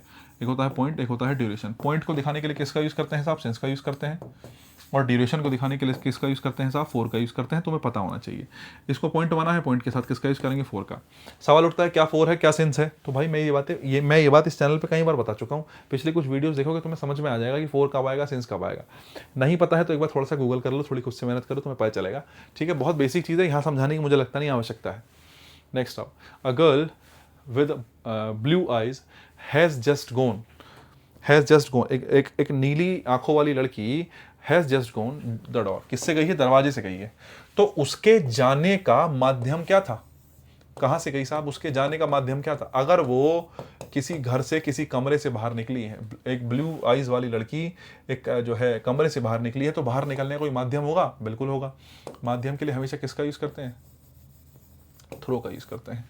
किसका यूज़ करते हैं, थ्रो का, ठीक है। नहीं जैसे मैं कहता हूँ, ठीक है, जैसे मैं कहता हूँ इसमें से पानी जा रहा है साहब निकल के, ठीक है, ये कहीं इधर से जो है तुम्हारा कुछ ट्यूबवेल जुड़ा है, या इधर से पानी निकल के इसमें जा रहा है, ठीक है। पानी निकल के एग्जिट हो गया, इधर पानी निकल के एग्जिट हो गया। मैं तुमसे ये कहना चाह रहा हूँ कि पानी पाइप से निकल के जा रहा है, तो ये जो पाइप है साहब, है ना, ये जो पाइप है, तो मैं आपसे कहूँ कि water is flowing through the pipeline, pipe line के थ्रू, या जो है पाइप के थ्रू पानी जा रहा है, पाइपलाइन के थ्रू जा रहा है, तो ये क्या है, माध्यम है, ठीक है। नहीं he went outside the room through the window, वो कमरे से बाहर किसके माध्यम से गया, विंडो के माध्यम से गया। तो विंडो उसका माध्यम था बाहर निकलने का, बाहर निकलने का रास्ता क्या था, माध्यम क्या था, तरीका क्या था, विंडो। तो थ्रू द विंडो, किसके थ्रू गया, विंडो के थ्रू गया, ठीक है। नहीं किसके थ्रू गया, विंडो के थ्रू गया, ठीक है। जैसे मैं तुमसे कहता हूँ कि मुझे जो है ये बात सुनने के लिए मिली है, तुम्हारे दोस्त थे, ठीक है नहीं, I get to hear this news through your friend, ठीक है नहीं, तुम्हारे जो ये मैं कहता हूँ कि this news reach me through your friend, ये न्यूज़ जो है वो मेरे तक कैसे पहुंची, ये न्यूज़ मेरे तक पहुंची तुम्हारे दोस्त के माध्यम से। तो तुम्हारा दोस्त क्या था, मेरे तक न्यूज़ पहुंचाने का माध्यम था, तो आपने थ्रो का यूज़ किया। कभी भी किसी चीज़ को माध्यम मान रहे हो, काम करने का रास्ता जो है उसके थ्रू बन रहा है, चाहे वो ऐसा नहीं कि पाइप ही माध्यम हो सकता है या घर के दरवाजे से निकलने के लिए माध्यम हो सकता है, माध्यम लिविंग भी हो सकता है, माध्यम नॉन लिविंग भी हो सकता है। कोई इन्फॉर्मेशन कि तुम्हारे किसी के दोस्त ने मुझे पहुंचा दी, तो वो दोस्त मेरे लिए माध्यम हो गया इन्फॉर्मेशन का, कि इन्फॉर्मेशन मुझे उसके थ्रू मिली। मैं तुम्हें पढ़ा रहा हूँ, तुम मुझसे एक दो बातें नहीं सीख पा रहे हो, सो आई एम द माध्यम, कि भाई मैं माध्यम हूँ और मेरे थ्रू आप सीख रहे हो कुछ। आप हो सकता है आप कुछ बच्चे जो है कुछ अच्छी बात कह रहे हैं और मुझे सीखने के लिए मिल जाए, तो आप माध्यम हो सकते हो मेरे सीखने का। तो ऐसा होता है, माध्यम के लिए थ्रो का यूज करते हैं। आंसर बनेगा 16 का, आंसर बनेगा 16 का, डी फॉर डॉग। नेक्स्ट चलते हैं साहब, 18 नंबर देखो, 17 है नहीं क्योंकि वही बात है कि मैंने कुछ कुछ क्वेश्चन हटाए थे। 18 देखो, मैरिड मैरिड मैरिड मैरिड, फिर वही बात है, बड़ी आसान सी कहानी है। मैरी का ध्यान रखना, अगर आपको लगता है मैरी की स्ट्रक्चर जहाँ मैरी आया है वो एक्टिव वॉइस की स्ट्रक्चर है, तो किसी प्रपोजिशन की कोई आवश्यकता नहीं है, मैरी के साथ कोई प्रपोजिशन नहीं आती। लेकिन हाँ, मैरी अगर कहीं रखा है और उसकी स्ट्रक्चर आपको पैसिव वॉइस लगती है, अब बोले भैया पैसिव वॉइस मुझे कैसे पता चलेगा स्ट्रक्चर कैसी पैसिव होती है कैसी एक्टिव होती है, तो एक्टिव पैसिव की क्लास पढ़ाइए टेट के लिए, ठीक है नहीं। अभी एक एक्टिव पैसिव की क्लास पढ़ी है टेट के लिए, 30 क्वेश्चन है उसमें, और साथ में पहचान भी है, समझे, साथ में क्या भी है, पहचान भी है कि कैसे एक्टिव बनाते हैं कैसे पैसिव बनाते हैं। और मुझे लगता है कि अगर कोई एसएससी वाला बच्चा जिसकी कमज़ोर है, क्या जिसका कमजोर है एक्टिव पैसिव डायरेक्ट इनडायरेक्ट, तो मैंने क्लासेस कराई हैं, डेढ़ डेढ़ पौने पौने 2 घंटे की, 2 क्लास हैं बस, एक 1.5 घंटे की क्लास, पौने 2 घंटे की क्लास वॉइस की है, एक 1.5 पौने 2 घंटे की क्लास इसकी नरेशन की है। अगर तुम्हारा एक्टिव वॉइस पैसिव वॉइस कमजोर है भाई, वहाँ से देख लो, इस कदर बेसिक बताया जिसकी कोई हद नहीं है, और मात्र 1.5 घंटे में पूरा वॉइस करा दिया, मात्र 1.5 घंटे में पूरा नरेशन करा दिया, तुम्हें मजा आ जाएगा देखने में। पहचान तुम्हें आनी चाहिए, बेसिक बात तो है। अगर मैं तुमसे डिमांड कर रहा हूँ तुम्हें पहचान नहीं आती है तो you are in a big trouble, ठीक है, बहुत समस्या का विषय है। नेक्स्ट, उसके बाद मैं तुमसे फिलहाल ये कह रहा था कि अगर मैरी की स्ट्रक्चर पैसिव वॉइस की लगता है, तो मैं लगता है मैरी पैसिव वॉइस में ही है, तो मैरी के साथ किसका यूज़ करते हैं साहब, 2 का। तीसरी बात, मैरी के साथ बहुत बार एग्जामिनर क्या देता है, विद देता है। मैरी के साथ एग्जामिनर क्या देता है, विद देता है। मैरी के साथ जनरली विद का यूज़ नहीं होता, ठीक है, मैरी के साथ जनरली विद का यूज़ नहीं होता, ध्यान रखना। विद का यूज़ देखो पोजेशन दिखाने के लिए, मतलब किसी चीज़ के पास, किसी के पास कोई चीज़ है उसके लिए लगा देते हैं। बेबी वगैरह के कोई जो साथ में है, किसी के जो है बच्चा वगैरह हो गया, उस कंडीशन में आपको लगाना तो विद लगा ले। जैसे मैं she is married with a baby, तो मैं कहता हूँ she is married with a baby, मतलब उसने बच्चे से शादी कर ली नहीं है, शी इज़ मैरिड, उसकी शादी हो गई है, विद अ बेबी का मतलब है और उसके क्या भी है, एक बच्चा भी है, आप ये कहना चाह रहे हो। तो जनरली एक सिचुएशन ये बन सकती है जहाँ विद आ सकता है। लेकिन हाँ, एसएससी की नज़र से देखूं तो विद का प्रयोग नहीं होता। मैं तुमसे कहूं कि एसएससी की नज़र से विद आ जाएगा, कुछ भी लगा ला इल्ला, एसएससी की नज़र से विद नहीं आता, ध्यान रखना। एसएससी की नज़र से या तो एक्टिव वॉइस है तो नो प्रपोजिशन, पैसिव वॉइस है तो 2 आएगा।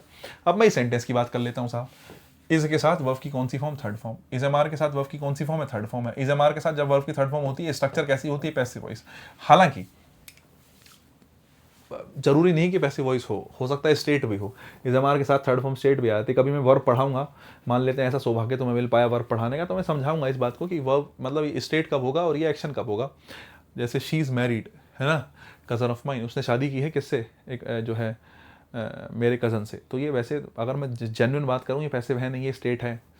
अब स्टेट क्या होती है बोले साहब, कन्फ्यूजन बढ़ जाएगा, ठीक है, तो इतना ही ध्यान रखो। स्ट्रक्चर ये मत सोचो कि एक्टिव पैसिव, ये सोचो कि इज एम आर के साथ थर्ड फॉर्म पैसिव स्ट्रक्चर होती है, मीनिंग भले सी पैसिव ना हो, स्ट्रक्चर पैसिव होती है। पैसिव स्ट्रक्चर है तो मैरी के साथ किसका यूज़ करेंगे साहब, 2 का यूज़ करेंगे। अगर बात समझ में आ गई हो तो आंसर क्या बनेगा साहब, दूसरा बन जाएगा। नेक्स्ट देखो 19 number, when he parted his wife.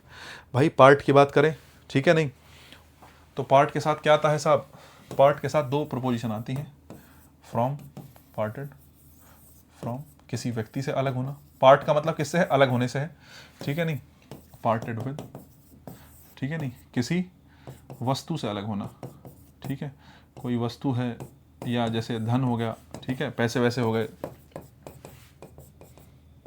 अगर मैं इन सब की बात करूं, इन सब से किसी से अलग होना है तो पार्ट के साथ किसका यूज़ करेंगे, विद का। साफ लिखा है, थोड़ा एडजस्ट कर लेना, हवा फ्लो में हो गया है, ठीक है। पार्ट के साथ फ्रॉम आएगा, पार्ट के साथ फ्रॉम आएगा जब व्यक्ति से अलग हो रहे हो। जैसे तुम किसी अपनी फैमिली से अलग हो रहे हो, तुम तैयारी करने के लिए कहीं दिल्ली गए, कहीं और गए, तो तुम अपनी फैमिली से अलग हो, या तुम जॉब करने के लिए गए, तुम अपनी फैमिली से अलग हो। मैं अपनी फैमिली से अलग रहता हूँ साहब, क्योंकि मैं जॉब करने आया हूँ, मेरी कुछ जिम्मेदारी है। तो क्या है, तो मैं कहूँ कि I parted with my family, I parted from my family, I parted from my family, कि मैं अपने परिवार से क्या हो गया हूँ, अलग हो गया हूँ साहब। क्यों? क्योंकि जॉब करनी थी, नौकरी करनी थी। ठीक है, कुछ भी जो एग्जाम्पल मैं ले लूँ, मैं आपसे कहूँ कि भाई जो है कोई व्यक्ति किसी अपने जो है धन से रिलेटेड अलग हो गया, मतलब व्यक्ति ना हो, व्यक्ति के अलावा कुछ भी हो सकता है, कोई तुम्हारा जो है एनिमल हो सकता है, उसके लिए भी आप किसका ही यूज़ करोगे? विद का। किसी वस्तु की बात कर सकते हो, पैसे की बात कर सकते हो, गले के हार की बात कर सकते हो, गाड़ी की बात कर सकते हो, है ना। कोई एक ऐसी चीज़ तुम्हारे दिल के करीब है, तुम उससे अलग हो रहे हो, तो उसके लिए किसका यूज़ करोगे? विद का यूज़ करोगे। ऐसे एग्जाम्पल्स पार्टेड वाले मैंने बहुत डाले हैं, पेपर में भी अनगिनत बार पूछा जा चुका है पार्ट। ठीक है, अगर बात समझ में आई हो तो अपनी वाइफ से अलग हो रहा है, वाइफ को लिविंग मानेंगे, नॉन लिविंग? बोले साहब लिविंग मानेंगे। अगर व्यक्ति विशेष मानेंगे, व्यक्ति क्या, इसको लिविंग मान लो, व्यक्ति कहना तो थोड़ा सा 19 हो जाएगा, आप कहेंगे लिविंग। अगर लिविंग की बात करेंगे तो फ्रॉम है। ठीक है, अब बाकी अब तुम चाहो तो इसको अब तुम ब्रैकेट में व्यक्ति लिख सकते हो, किसी व्यक्ति विशेष की बात चल रही है तो बात अलग है, किसी व्यक्ति विशेष की बात चल रही है तो बात अलग है। ठीक है साहब, तो आप फ्रॉम के साथ किसका यूज़ करें, पार्ट के साथ किसका यूज़ करेंगे? फ्रॉम का। अपनी वाइफ से अलग हुआ है, वाइफ लिविंग है, लिविंग है तो किसका यूज़ करेंगे साहब? फ्रॉम का यूज़ करेंगे। बोले भैया एग्जाम्पल दे दो वस्तु का भी, कोई तुम्हारे दिमाग में आना चाहिए, नहीं आया तो भाई दिक्कत है। वस्तु का एग्जाम्पल अभी आगे मिल जाएगा, मैंने बहुत सारे पार्टेड के एग्जाम्पल इसमें रखे हैं। ठीक है, नेक्स्ट आओ, द ऑर्डर्स। ऑर्डर्स किस बात के ऑर्डर साहब? द ऑर्डर्स, है ना, for her release. The orders, अब तुम सोच रहे हो कि भैया ऑफ लगा दूं, द ऑर्डर्स फॉर, ऑर्डर हुए, मैं पूछा ऑर्डर किस चीज़ लिए, किस चीज़ के लिए ऑर्डर किए गए? ऑर्डर करने का पर्पस क्या था? पर्पस था उसको रिलीज करना। The orders for her release. Orders why, क्यों करे गए ऑर्डर्स? उसके रिलीज, उसको रिलीज करने के लिए। हर रिलीज मतलब उस महिला को रिलीज करने के लिए ऑर्डर करे गए, तो आप किसका यूज करेंगे? फॉर का यूज करेंगे। ठीक है, नहीं देखो, पर्पस दिखाना है तो फॉर का यूज करोगे,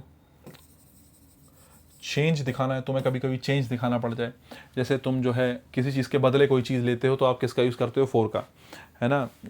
तो आप उसके लिए फॉर का यूज़ कर सकते हो, पर्पस दिखाने के लिए आप फॉर का यूज़ कर सकते हो। ठीक है, नहीं। डेस्पाइट, डेस्पाइट का कहीं मीनिंग आ जाए, या मैं कहूँ कि के बावजूद, है ना, के बावजूद का कोई मीनिंग आ जाए तो आप किसका यूज़ कर सकते हो? फॉर का यूज़ कर सकते हो। वैसे तो मैं अगर चेंज की बात करूँ, ठीक है, नहीं, तो चेंज के लिए मैं कह सकता हूँ, जैसे तुम दुकान पे गए और तुमने कहा कि भाई मुझे चिप्स दे दो, तो दुकान वाले ने कहा कि 10 रुपीज़ का है साहब, तो 10 rupees for a chips, 10 rupees for a chips, तो भाई चिप्स के बदले 10 रुपये, क्या है? चेंज है। 10 रुपये के बदले चिप्स मिल गए, दुकान वाले को चिप्स के बदले 10 रुपये मिल गए, क्या है? चेंज है। चेंज दिखाने के लिए किसका यूज़ करते हैं? फॉर का।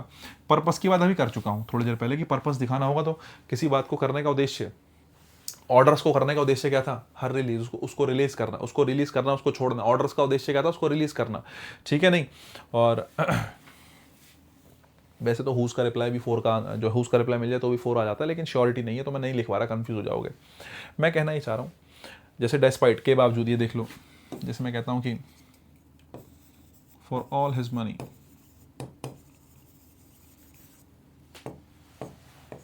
He is a माइजर, for all his money, इसको कैपिटल में लिख लेना, उसके पास बहुत ज़्यादा पैसा होने के बावजूद, फॉर ऑल हिज मनी, उसके पास बहुत ज़्यादा पैसे होने के बावजूद, ही इज अ माइजर, वो क्या है? कंजूस है, आपने कहा। तो यहाँ फोर का मतलब किससे है? डेस्पाइट से है। फोर का मतलब किससे है? के बावजूद से है। तो फोर का मतलब किसी चीज़ को चेंज के लिए कर सकते हैं, आपको चेंज दिखाना है तो। डेस्पाइट के मीनिंग में, पर्पस के मीनिंग में, फिलहाल ऑर्डर्स के साथ यहाँ पर फोर का यूज़ किया। क्यों करे गए? पर्पस क्या था करने का? हर रिलीज। ठीक है, देखो एक चीज़ और ध्यान रखना, वैसे मैं बता ही देता हूँ, वैसे तो 100% श्योरिटी नहीं देता है। ठीक है, नहीं।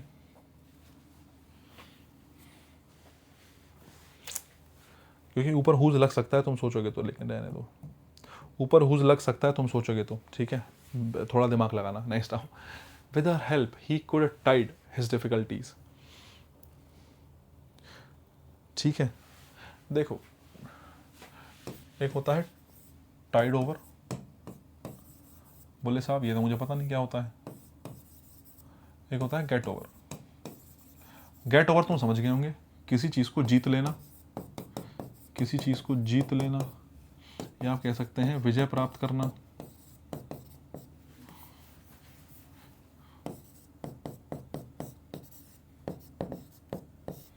किसी चीज़ को जीत लेना, किसी चीज़ पर विजय प्राप्त करना क्या है साहब? टाइड ओवर या गेट ओवर है। You have to get over this, कि तुम्हें जो है इस चीज़ से बाहर निकलना होगा, तुम्हें इस चीज़ को जीत लेना होगा, तुम्हें इस चीज़ पर विजय प्राप्त करनी होगी। You have to get over this, you have to tide over this. तो जो है किसी चीज़ पर विजय प्राप्त करना, ये सब चीज़ क्या है? ओवर है। अब मैं आपसे कहूं कि भाई टाइड ओवर गेट ओवर हो गया, जीत लें, तो जरा उस सेंटेंस के विद हर हेल्प, उसकी मदद से he could tide over his difficulties, उसकी मदद से वो अपनी डिफिकल्टीज को जीत सकता है, उनसे बाहर निकल सकता है। अगर वो अपनी समस्याओं को जीत सकता है, अपनी समस्याओं से बाहर निकल सकता है, तो आंसर निकल जाएगा ओवर, और आंसर बनेगा D for dog. Tide over get over दोनों ध्यान रखना, काम की बात है। नेक्स्ट देखो, the minister will be requested to give. अगर मैं कहूँ मिनिस्टर रिक्वेस्ट करा जाएगा क्या करने के लिए? गिव करने के लिए। क्या तुमने देखा होगा आजकल यूट्यूब पे बड़े गिव अवे होते हैं, ठीक है? गिव अवे तुमने देखा होगा ना यूट्यूब पे, कोई भी आता है, हम एक फ़ोन गिव अवे करेंगे, हम ये किताब 10 किताब गिव अवे करेंगे, हम ये गिव अवे करेंगे। टीचर्स करते हैं किताब। कोई ऐसा व्यक्ति है जो जिसकी फ़ोन की शॉप है, वो फ़ोन जो है गिव अवे कर रहा है। किसी के पास लैपटॉप की दुकान है, वो लैपटॉप गिव अवे कर रहा है। कि हर एक चीज़ की अपनी जो है गिव अवे की। हमारी वीडियो देखो, इतना शेयर करो, हम गिव अवे करेंगे। गिव अवे का मतलब क्या है? किसी चीज़ को मुफ्त में देना, फ्री में देना।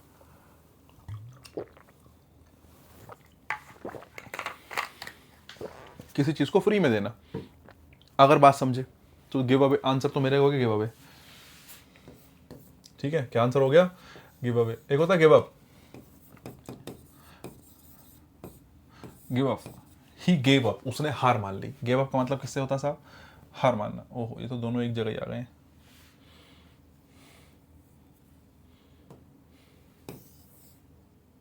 ये मैंने क्या कर दिया? मैं तो सेलेक्ट करने की सोच रहा था। आ जाओ जरा, ठीक है? गिव अप का होगा क्या होना? हार मानना, ठीक है? ये हटा देता हूं मैं। अगर मैं इसकी बात करूं, इसकी नहीं कर रहा हूं मैं, ये तो कर ही नहीं पा रहा मेरे से बात। हाँ ठीक है। अगर मैं इसकी बात करूं गिव अवे, तो गिव अवे का मतलब होता है जनरली किसी चीज़ को दान में देना, फ्री में देना। दान में देना, या आप कहते हैं फ्री में देना, किसी चीज़ को फ्री में देना। एक आता है generally give it up for. Give it up for, जैसे कहीं तुम कॉन्सर्ट वगैरह में जाते हो तो give it up for, give it up for Ram, Ram के लिए क्या बजाओ? तालियां बजाओ, है? तो give it up for generally to clap के लिए भी आ जाता है, ठीक है? नेक्स्ट आ जाओ। अगर बात समझ में आई हो तो अब आंसर हो जाएगा। नेक्स्ट देख लो, he said that he was feeling sick. Feeling sick, देखो एक ईडियम होता है सिक एट हार्ट, एक ईडियम होता है सिक एट हार्ट, और तुम्हें पता होना चाहिए साहब, सिक एट हार्ट ईडियम है, और ईडियम्स कभी चेंज नहीं होते साहब। क्या है ये साहब? ईडियम्स है, और ईडियम है, और ईडियम्स कभी चेंज नहीं होते। ईडियम्स हमेशा क्या रहते हैं? सेम रहते हैं साहब। सिक एट हार्ट मतलब क्या होना? बहुत ज़्यादा क्या होना? दुखी होना, बहुत ज़्यादा उदास होना, बहुत ज़्यादा दुखी, बहुत ज़्यादा क्या होना? उदास होना, सिक एट हार्ट है, ठीक है? और सिक एट, ये क्या हो गया? ये मैं ही गलत देख पा रहा हूँ या तुम ही गलत देख पा रहे हो? ठीक है भाई, मेरे नज़र में तो ऐट ही था, ऑप्शन ही नहीं दिया है। क्या नहीं दिया है? ऑप्शन ही नहीं दिया है। ऐट लगा लेना या फिर देख लेना भाई। मैं अगर कुछ इसमें गलती होगी, मेरे हिसाब से मेरे दिमाग में तो ऐट ही आ रहा है। अगर इसमें कुछ गलती होगी तो मैं तुम्हें बता दूंगा, एक कमेंट पिन कर दूंगा। वैसे मेरे हिसाब से एक हार्ट ही होता है यार, ऑप्शन में नहीं दिया है, तो मैं जो हूँ थोड़ा सा बीच में रुक गया हूँ, पता नहीं क्यों नहीं दिया ऐट। तो फीलिंग सिक ऑफ हार्ट सिक, अच्छा, हाँ अब हुआ ना, अब दिखा ना मैंने। दो ऑप्शन में ऑफ दे दिया ना साहब, तो एक तो गलत होगा। अगर एक गलत होगा तो आंसर क्या होगा? ऐट होगा। अगर कुछ और होगा तो मैं बता दूंगा, टेंशन ना लो, सोच समझ के। नेक्स्ट आ जाओ, दोज हु काउंट, भाई जो दूसरों पर निर्भर करते हैं। Count on, back on, trust on. Those who count on, those who back on, those who trust on, those who rely on others, ठीक है? वो जो काउंट ऑन, जो निर्भर करते हैं, जो है ट्रस्ट करते हैं, निर्भर करते हैं, बैक करते हैं, जो है किस पर? अदर्स पर, दूसरों पर। तो वो क्या होते हैं? Others help generally lose the game. जो दूसरों की मदद पर जो है डिपेंडेंट रहते हैं, वो जनरली गेम हार जाते हैं। कुल मिला के मैं ये कहना चाह रहा हूँ, काउंट के साथ on, back on, trust on और रिलाई ऑन, ये सारे के सारे जो हैं किससे निकलेंगे? किसी पर विश्वास करने से, ठीक है? किसी पर विश्वास करना। देखो पता है क्या, एक चीज़ ध्यान रखना, मैं अगर किसी चीज़ को इकट्ठा बता रहा हूँ तो जनरलाइज मीनिंग बता रहा हूँ। ऐसा नहीं होगा कि मैंने तुम्हें बहुत ऐसा मीनिंग बता दिया होगा कि बिल्कुल परफेक्ट मीनिंग बता दूँ। बहुत परफेक्ट मीनिंग नहीं होगा, बहुत जनरलाइज मीनिंग होगा। कैसा मीनिंग होगा? बहुत जनरलाइज मीनिंग होगा, ठीक है? ध्यान रखना। अगर बात समझ में आई हो, ठीक है, कि भाई जो जैसे मैंने कहा विश्वास करना, थोड़ा बहुत मीनिंग 19-20 हो सकता है क्योंकि सारे साथ में बताए हैं। बाकी आएगा इसके साथ क्या ही, ऑन ही आएगा, आएगा इसके साथ क्या ही, ऑन ही आएगा। आंसर क्या बनेगा? A for Apple. एक सेकंड रुकना गाइस, मैं एक सेकंड।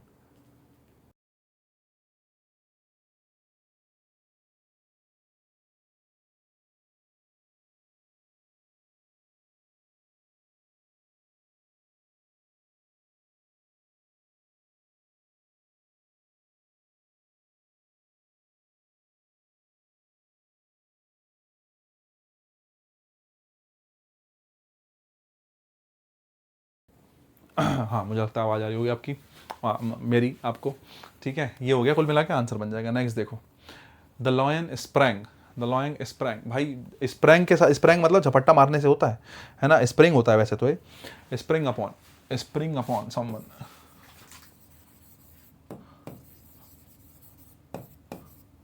ठीक है, स्प्रिंग अपॉन समवन, किसी पर क्या करना? अटैक करना, झपट्टा मारना। अगर झपट्टा मारने की बात करें तो the lion sprang upon the cow.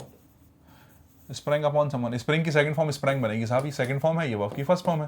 कुल मिला के स्प्रैंग अपॉन समवन होता है किसी पर झपट्टा मारना। लॉयन ने झपट्टा मारा किस पर साहब? काउ पर। ठीक है, नेक्स्ट देखो, नेपाल लाइज एंड। एंड आया है, एंड किसके साथ पेयर बनाता है साहब? एंड पेयर बनाता है बिटवीन के साथ। एंड किसके साथ पेयर बनाता है? बिटवीन के साथ। एंड किसके साथ पेयर बनाता है? बिटवीन के साथ बनाता है। नेक्स्ट देखो, I shall stand by you. I shall stand by you, कि मैं जो हूँ स्टैंड बाय, हमेशा तुम्हारे साथ रहूंगा। ठीक है, नहीं कब? Thick and thin. देखो थ्रो थिक एंड थिन होता है, थ्रो थिक एंड थिन। अब मैं तुमसे कहूँ कि भाई इसमें कुछ कर सकते हैं? कुछ नहीं कर सकते, ईडियम है, ईडियम्स हमेशा सेम रहते हैं। थ्रो थिक एंड थिन मतलब हमेशा, सुख में दुख में हमेशा मैं तुम्हारे साथ रहूंगा। ठीक है, नहीं हमेशा मैं किसके साथ रहूंगा? सुख में हो चाहे दुख में हो, मैं हमेशा तुम्हारे साथ रहूंगा। ये होता है थ्रो थिक एंड थिन, अगर तुम्हें बात समझ में आई हो। ठीक है, तो कुल मिला के आंसर क्या बनेगा? डी फॉर डॉग बनेगा। आंसर क्या बनेगा? डी फॉर डॉग बनेगा। नेक्स्ट देखो, रवि रिजेंबल्स। रवि जो है रिजेंबल्स, दिखता है किसके जैसा? रवि दिखता है अपनी मदर के जैसा। अगर तुम्हें बात समझ में आई हो कि रवि जो है अपनी मदर के जैसा दिखता है, अगर तुम्हें बात समझ में आई हो, रिजेंबल्स जो है किसके जैसा दिखता है? अपनी मदर के जैसा। ध्यान रखना, रिजेंबल के साथ किसी प्रपोजिशन का यूज़ नहीं करते, दोनों ही ठीक है, दोनों में नन लिखा है।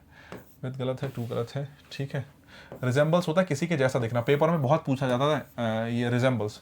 रिजेंबल्स अपने साथ प्रपोजिशन नहीं लेता। रवि रिजेंबल्स दिखता है किसके जैसा? रिजेंबल्स हुम, किसके जैसा दिखता है? बोले अपनी मदर जैसा दिखता है। तो हुम का रिप्लाई कर रहा है ट्रांजिटिव की तरीके से, मान के चलो कि ट्रांजिटिव की तरीके से काम करता है, प्रपोजिशन नहीं लेगा, डायरेक्ट क्या लेगा? ऑब्जेक्ट लेगा। ठीक है, नेक्स्ट देखो, कृति हैज प्रॉमिस्ड। कृति ने क्या किया है साहब? प्रॉमिस किया है लुक, कि वो क्या करेगी? देखभाल करेगी, देखेगी भाई इस मैटर में कि वो क्या कर सकती है। हाँ बहुत बढ़िया, देखो कुछ चीज़ें मैं तुम्हारे लिए लेके आया हूँ, कुछ चीज़ें मैं तुम्हारे लिए लेके आया हूँ। ठीक है, अब फिर वही बात है, कमेंट करने की बारी आ गई है आपके सबकी। जो भी तुम्हें लगता है कि तुम्हें आती है, एक बार जो है कमेंट में जो है एक बार लिख दो जल्दी से, जो प्रपोजिशन जो है फ्रेजल वर्ब तुम्हें आती है, एक बार जरा जल्दी से लिख दी जाए। ठीक है,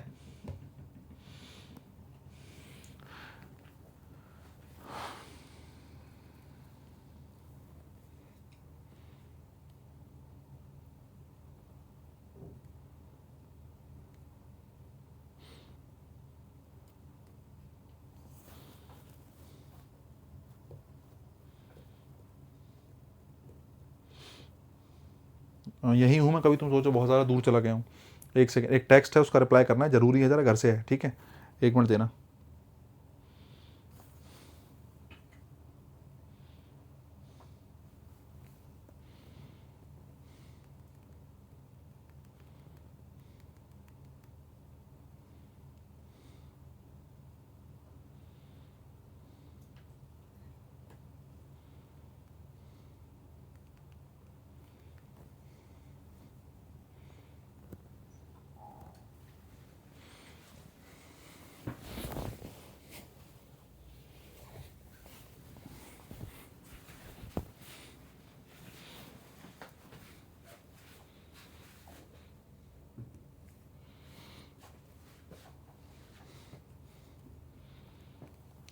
चलो खैर, हाँ जी, तो कुल मिला के फ्रेजल वर्ब की तरफ बात करते हैं साहब। हमारे पास बहुत सारी फ्रेजल वर्ब हैं।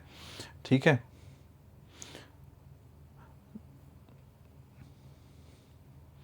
देखो मुझे लगता है अगर मैं शुरुआत वाली की बात करूं, लुक इनटू और लुक आफ्टर, ठीक है, लुक इनटू होता है टू इन्वेस्टिगेट, लुक इनटू क्या होता है साहब, टू इन्वेस्टिगेट। और लुक आफ्टर होता है साहब क्या करना, to take care, to take care, ठीक है। टू इन्वेस्टिगेट होता है जांच करना जनरली, अगर मैं हिंदी में कहूँ तो क्या करना साहब, जांच करना, ठीक है। टू टेक केयर होता है क्या करना, किसी बात का क्या रखना, किसी बात का ध्यान रखना। एक तो ये चीज हो गई, ठीक है। Look at, look at him, उसकी तरफ देखो, तो लुक एट का मतलब जनरली देखने से होगा, ठीक है। लुक एट का मतलब जनरली किससे होगा, देखने से होगा। लुक एट क्या होगा साहब, देखना होगा। लुक एट क्या होगा, देखना होगा, ठीक है। एक होता है लुक फॉर, एक होता है लुक अप। लुक फॉर होता है टू सर्च समवन या समथिंग, किसी चीज को ढूंढना। I was looking for you, कि मैं तुम्हें ढूंढ रहा था, मैं तुम्हें ढूंढ रहा था, तुम थे कहाँ, ठीक है। नहीं, to search someone, to search something मतलब तलाशी लेने से भी हो सकता है इसका मतलब। Looking for, the police is looking for the thief, जो है वो एक स्पेसिफिक थीफ है, इसके बारे में पुलिस जो है वो ढूंढ रही है मान लेते हैं, तो लुक फॉर होगा टू सर्च समथिंग या समवन। लुक अप भी क्या ही साहब, टू सर्च समथिंग, लेकिन किसी चीज को ढूंढना, लेकिन किस में, डिक्शनरी में। किसी चीज को ढूंढना किसमें साहब, किसी चीज को डिक्शनरी में ढूंढना क्या होगा साहब, लुकअप होगा, ठीक है। अगर मैं लुकअप तक हो गया तो इसके बाद एक बचता है लुकअप टू, ठीक है। नहीं, जैसे मैं कहता हूं कि आप मुझसे कहते हो sir I look up to you, ठीक है। नहीं, I look up to you मतलब मैं, आपने तो खैर ज़्यादा बड़ी हो गई बात, ऐसा नहीं कहूँगा मैं कहता हूँ कि आई look up to Swami Vivekananda, कि मैं स्वामी विवेकानंद को अपना क्या मानता हूँ, आदर्श मानता हूँ। तो लुक अप टू होता है टू रेस्पेक्ट, ठीक है। नहीं, टू रेस्पेक्ट, या फिर मैं कहूँ आदर्श मानना, किसी को क्या करना, आदर्श मानना, किसी के जो है कदमों पे चलना, किसी के कदमों पे चलना लुक अप टू हो जाएगा, ठीक है।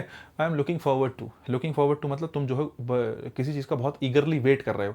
I am looking forward to you, कि भाई मैं जो हूँ तुम्हारा बहुत उत्सुकता से क्या कर रहा हूँ, इंतजार कर रहा हूँ। मैं जो हूँ तुम्हारा बहुत उत्सुकता से क्या कर रहा हूँ, इंतजार कर रहा हूँ। लुकिंग फॉरवर्ड टू होता है, ठीक है। क्या होता है, लुकिंग फॉरवर्ड टू होता है। लुकिंग फॉरवर्ड टू के साथ वर्ब की क्या होती है, आईएनजी फॉर्म आती है हमेशा, ठीक है। नहीं, तो किसी चीज़ के लिए जो है उत्सुक होना कह सकते हैं। देखो मैं हिंदी तो मैं नहीं जानता, मैं आपको शायद उत्सुक होना कह सकते हैं, लेकिन मैं आपको कॉन्टेक्स्ट दे सकता हूँ। जैसे मैं कहता हूँ कि I am looking forward to meeting you, I am looking forward to meeting you, कि मैं बहुत ज़्यादा उत्सुक हूँ किससे क्या करने के लिए, तुमसे मिलने के लिए बहुत ज़्यादा उत्सुक हूँ मैं, ठीक है। नहीं, I am looking forward to meeting you, I am looking forward to kill you, मैं बहुत उत्सुक हूँ तुम्हें मारने के लिए। हालांकि किल यू गलत हो जाएगा, सोचना मत, है ना। Looking forward to meeting you, मैं बहुत ज़्यादा उत्सुक हूँ, ईगर हूँ टू मीट यू, आपसे मिलने के लिए, ठीक है। ध्यान रखना। अगर मैं कहूँ लुकआउट, हे लुकआउट, ध्यान से चलो कहीं तुम गिर ना जाओ, तो लुकआउट का मतलब किससे होता है, हे लुकआउट, ध्यान देना, हे ध्यान दो, किसी बात पर ध्यान देने के लिए लुकआउट का यूज करते हैं। लुक अराउंड, अपने चारों तरफ, अराउंड मतलब चारों तरफ, तो लुक अराउंड मतलब चारों तरफ देखने से है। मैंने लुक वाली सारी ले ली ऑलमोस्ट जो काम की थी। लुक ओवर, लुक थ्रो, दोनों एक साथ ही आएंगी। लुक ओवर और लुक थ्रो, देखो जनरली अगर मैं कहता हूं कि लुक ओवर या लुक थ्रो, तो अगर आप किसी चीज को बहुत ऊपरी नजर से देख रहे हो, है ना, बहुत पेपर से पहले जा रहे हो, तुमने कहा एक बार क्या करता हूँ प्रपोजिशन देख लेता हूँ, सर की प्रपोजिशन क्लास के नोट्स बनाए थे। अगर तुम सोचो पेपर से पहले नोट्स नहीं बने हुए, तो तुम्हें क्लास देखनी पड़ेगी, क्लास में लगेंगे 2 घंटे, जो कि वेस्ट ऑफ टाइम है। 2 घंटे पेपर से पहले नोट्स बने होंगे तो काम हो जाएगा, बना लिया करो भाई। देखो एक चीज़ मैं हमेशा बताता हूँ, ये अगर मान लेते हैं मैं 1.5 घंटे की क्लास ये ली, ये पूरी 1.5 घंटे की क्लास हो सकता है तुम्हारे लिए यूजफुल ना हो, लेकिन इस 1.5 घंटे की क्लास में कौन सा मोमेंट तुम्हारे लिए काम का होगा, कौन सी सेकंड तुम्हारे लिए काम की होगी, कि जहां मैंने छोटी मोटी कंफ्यूजन जो तुम्हें हमेशा रही होगी वो बताई होगी। पूरी क्लास काम की नहीं होती कभी भी, हो सकता है इस क्लास में आधी बातें तुम्हें आती हूँ, लेकिन वो बीच में जो एक कॉन्टेक्स्ट कहीं ना कहीं तुम्हें मिलेगा कि यार इसके बीच में डिफरेंस होता है, अच्छा यार मुझे नहीं पता था सर ने बताया, या यहाँ डिफरेंस ये होता है मुझे नहीं पता था सर ने बताया। कोई भी छोटी छोटी चीज़ें काम की होती हैं क्लास के बीच में, और हमेशा जब ऐसी चीज़ काम की मिलती है ना, लिख लेनी चाहिए, बिना लिखे नहीं होता है। मैं तुम्हें अपनी बात बताऊंगा, तुम विश्वास नहीं मानोगे, जब मैं सीख रहा था ना अपने टाइम में, मैं भी कमज़ोर ही था, है ना। मेरा इस तरीके से पढ़ाने का मतलब ये होता है, जब मैं चीज़ों को बहुत बेसिक से लेके चलता हूँ, तो मैं ये मान के चलता हूँ कि स्टूडेंट मेरे जैसा ही होगा।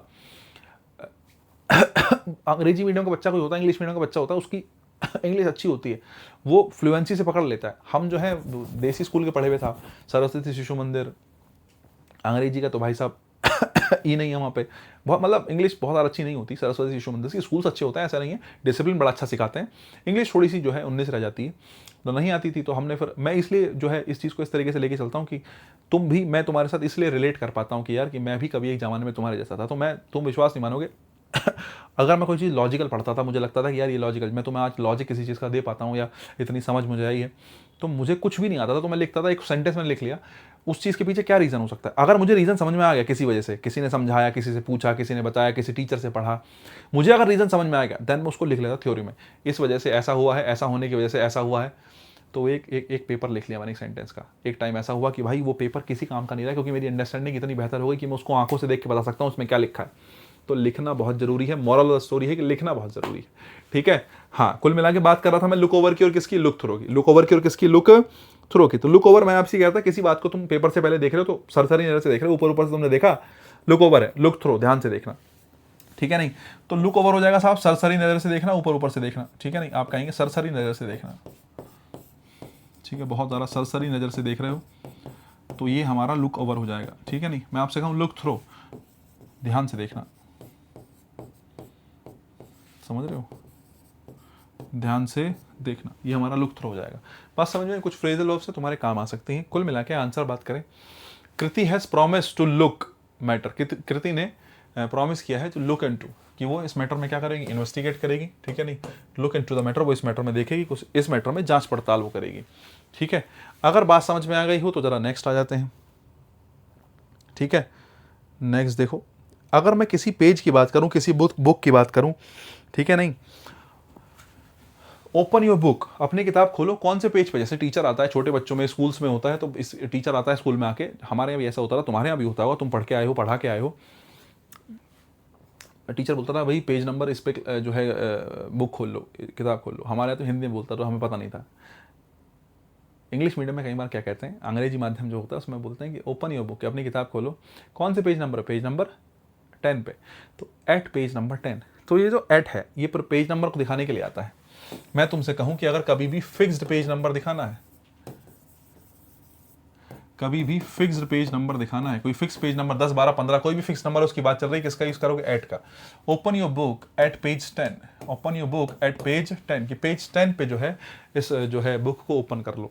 ये हमारा क्या हो गया साहब, एट पेज 10 जो है फिक्स पेज को दिखाने के लिए हो गया। एक चीज और है, अगर मैं एट की बात करूं तो आपको पता होना चाहिए, एट जो है वो फिक्स प्लेस को दिखाने के लिए ही तो आती है। सोच के देखो, कभी भी तुम्हारी फिक्स प्लेस या फिक्स लोकेशन है, अगर तुम्हारी कोई फिक्स्ड लोकेशन है, एक लोकेशन जो फिक्स्ड है, एक प्लेस जो तुम्हारा फिक्स्ड है, उसको दिखाने के लिए तो ऐड का यूज करते हैं। मैं कहता हूँ I am at the railway station, मैं कहाँ हूँ, रेलवे स्टेशन पे हूँ। फिक्स्ड जो है आपकी जो है जगह है, एक ऐसी जगह जहाँ पे आप रुके हुए हो। मैं रेलवे स्टेशन पे हूँ, कहाँ है, मैं रेलवे स्टेशन पहुँच गया, मैं रेलवे स्टेशन पे हूँ। तो ये फिक्स जगह है, फिक्स्ड एक प्लेस है जहाँ पे आप हो। अगर फिक्स जगह है, फिक्स प्लेस है, तो तुम्हें समझ में आना चाहिए साहब, फिक्स लोकेशन के लिए, फिक्स प्लेस के लिए भी आप किसका यूज करते हैं, एट का। और मैं कहूँ पेज नंबर 10, पेज नंबर 10 भी फिक्स लोकेशन है, एक एग्जैक्ट लोकेशन किताब के अंदर की, और किताब के नंबर की एग्जैक्ट लोकेशन है, तो किसका ही यूज करोगे, एट का यूज करोगे। बाकी याद रखना, पेज नंबर के लिए एट का यूज करते हैं जब कोई फिक्स पेज नंबर बताना हो। क्वेश्चन बहुत बार पूछा गया है, आगे भी पूछा जा सकता है। 32 के बाद 33 की बात करते हैं, ठीक है नहीं। देखो भाई, employees who have 25 years service become entitled, ठीक है नहीं, टू अ पेंशन। देखो, एंटाइटल का मतलब होता है हकदार होना। एंटाइटल क्या होता है साहब, हकदार होना। अगर तुम समझो, नहीं समझो तो जरा इधर देखो, मैं कहता हूं right to speech, right to speech, मैं कहता हूं राइट टू स्पीच, हमारा बोलने का जो अधिकार है। तो यहां पर राइट का मतलब किससे ही है, हकदार होने से ही है। राइट का मतलब किससे है, हकदार होना। किस बात का हकदार होना, स्पीच का, बोल पाने का, है ना।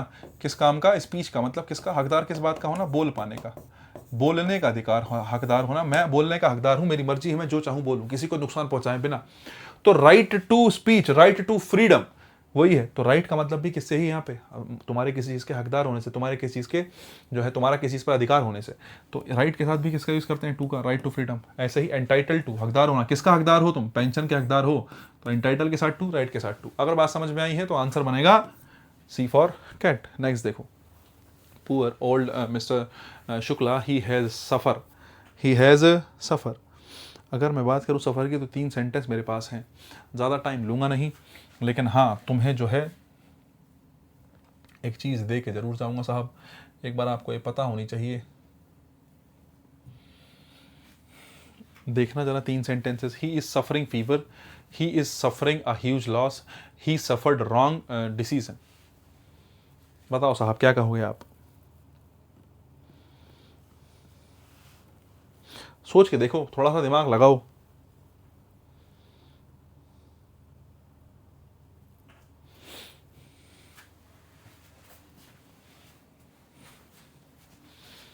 टाइम इसलिए दे रहा हूँ क्योंकि जब तक सोचोगे नहीं तब तक दिमाग में आइडिया आएगा नहीं, तब तक तुम बेहतर नहीं कर पाओगे। मैं केवल ही बताता चला जाऊँ तो तुम्हें लगेगा यार आंसर तो मिल ही रहा है। तो एक बार बुद्धि खुद से लगाओ। जब ऐसा कंफ्यूजन सामने आता है तो आंसर आउटपुट बेहतर निकल के आता है। 3 क्वेश्चंस तुम्हारे सामने हैं।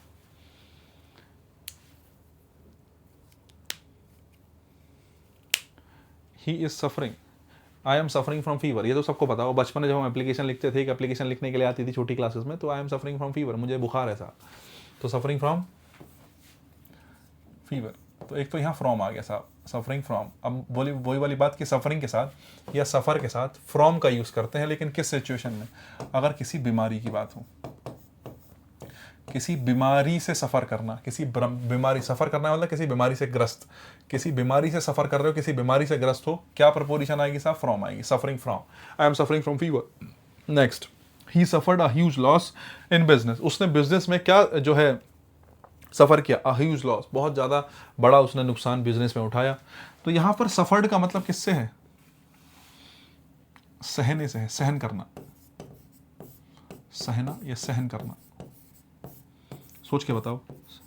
यहाँ पर किससे है मतलब, सहना या किससे, सहन करने से। ही सफर्ड या ही जो है हैज़ बीन जो है, हालांकि आपको हैज़ बीन सफरिंग तो क्या ही है, a huge loss in business, business में एक बहुत बड़ा नुकसान उसने सहा है।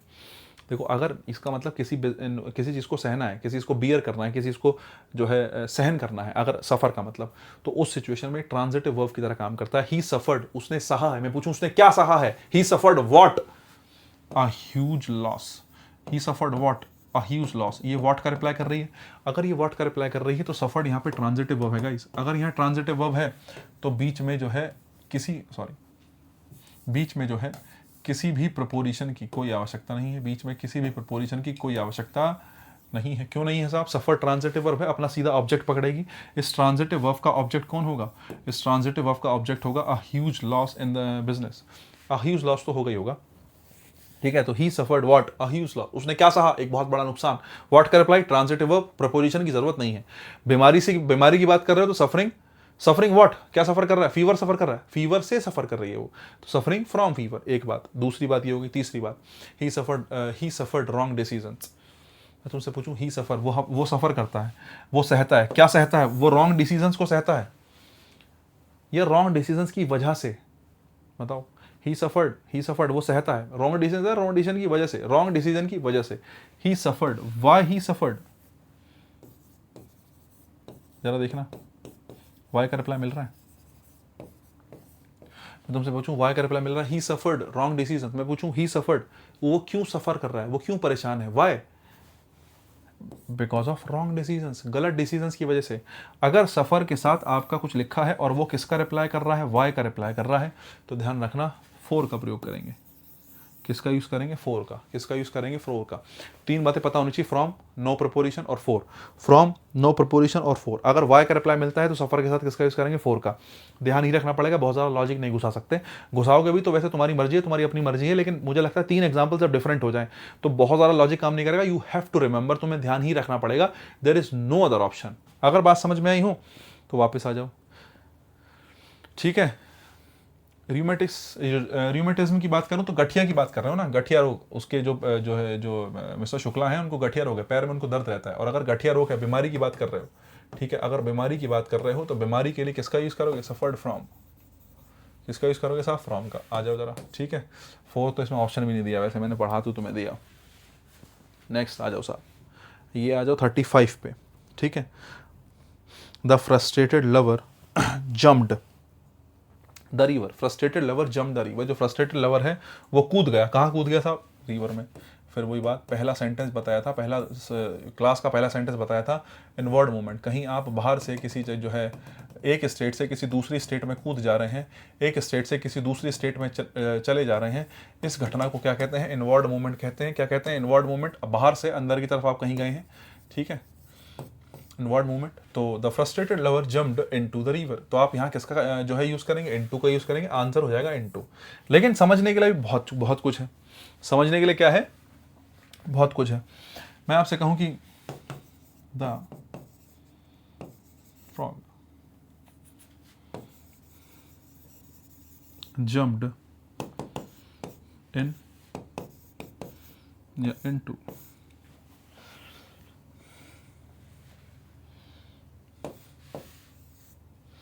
यहाँ तो कुछ भी रख दो,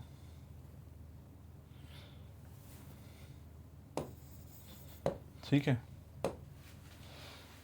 एक बार देखना जरा सेंटेंस क्या आएगा। द फ्रॉग जम्प्ड इन या इनटू। अब ये तुम्हारी जिम्मेदारी है कि तुम इन लगाओ या इनटू लगाओ।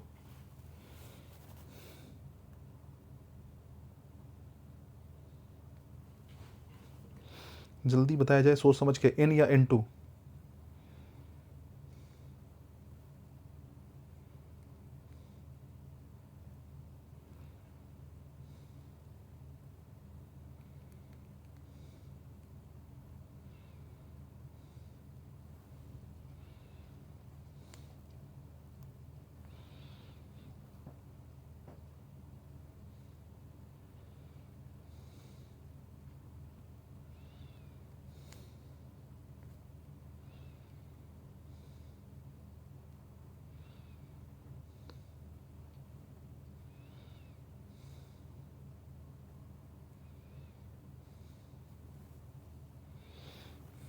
चलो खैर, समय काफ़ी दे दिया है मैंने तुम्हें। फ्रॉग जम्प्ड या इन या इनटू वेल। फ्रॉग जो है वो इन या इनटू किस में कूद गया साहब? वेल में कूद गया साहब। जो है कुएं में कूद गया है वो, मान लेते हैं साहब। इन आएगा इनटू आएगा? मैं तुमसे पूछूं कौन सा सही है? भाई दोनों ही सही है, ठीक है। तुम सोच रहे हो इनटू आएगा, कोई दिक्कत की बात ही नहीं है। बात दोनों ही सही है, इन भी सही है और इनटू भी सही है। देखो एक चीज़ ध्यान रखना,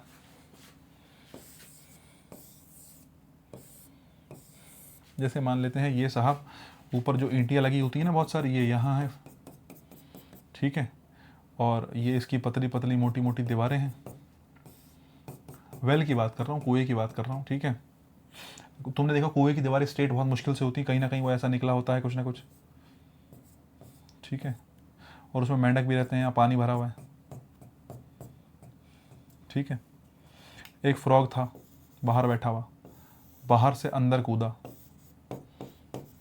इनटू, ठीक है। क्या बाहर से अंदर कूदा? Into. The frog jumped into the well. बिल्कुल सही बात है, कोई दिक्कत नहीं है।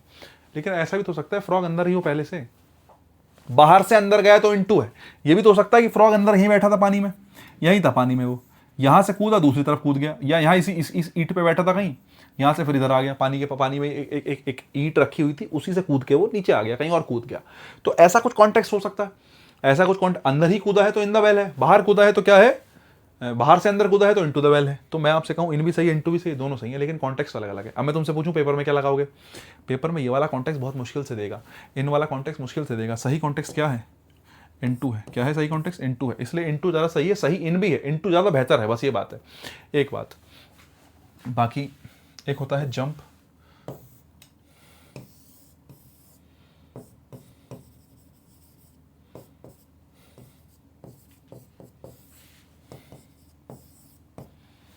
एक होता है जम्प्ड टू, एक होता है जम्प्ड एट। बताओ जरा क्या होता है साहब, कौन सा?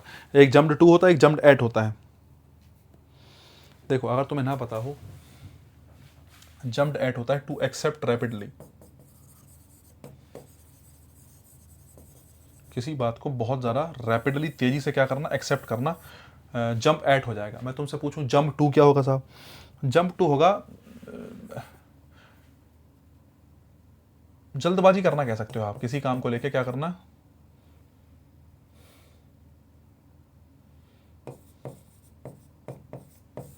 किसी काम को लेके क्या करना, जल्दबाजी करना। कोई बहुत किसी काम में बहुत ज़्यादा जल्दबाजी कर रहे हो, जल्दी कर रहे हो किसी काम को बहुत ज़्यादा।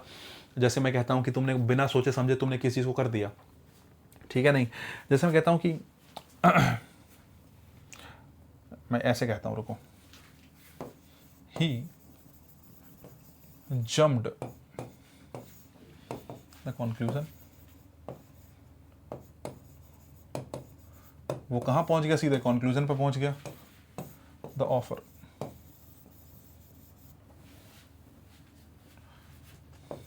गिवन टू हिम, आ जा कोई बात नहीं, फिर से निकल जाइए। हाँ, तो ही जम्प्ड द कंक्लूजन और ही जम्प्ड द ऑफर। इतना ही चाहो तो इतना ही बना लो, कोई ऐसी दिक्कत नहीं, इतना ही बहुत है। वो किस पर गया, वो भाई साहब एक तो ऑफर पे चला गया और एक वो कंक्लूजन पे चला गया।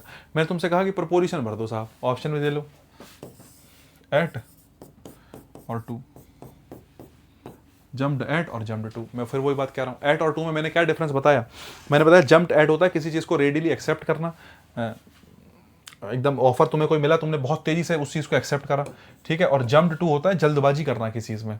अगर तुम कंक्लूजन पे कूद गए, जंप का मतलब एकदम कूद गए डायरेक्ट, तुमने सोचा नहीं समझा नहीं, तुमने कंक्लूजन निकाल लिया, हाँ इसके वजह से तो ये होगा, जबरदस्ती हो गई, वो जल्दी हो गया, जल्दबाजी कर दी कंक्लूजन निकालने में, निष्कर्ष निकालने में। तो he jumped to the conclusion. Offer, तुम्हें कोई ऑफर मिला कि यार ये काम कर लेते हैं, और तुमने बिना सोचे समझे हाँ मैं कर लूंगा साहब, मुझे तो बहुत ज़रूरत है इस चीज़ की, तुमने बिना सोचे समझे किसी चीज़ को रेडिली एक्सेप्ट कर लिया कि अरे यार दे दो। तो he jumped at the offer. Jumped to भी होता है, जम्प्ड एट भी होता है। अगर बात समझ में आई हो तो जरा पिछली वाली स्लाइड देख लो। फिलहाल इनटू आया जंप के साथ, इनवर्ड मूवमेंट के लिए इन भी आ सकता है, मैंने कहा एक स्पेशल सिचुएशन में। उसके अलावा मैंने तुमसे कहा कि साहब टू भी हो सकता है और क्या भी हो सकता है, एट भी हो सकता है, ठीक है। नेक्स्ट आ जाओ।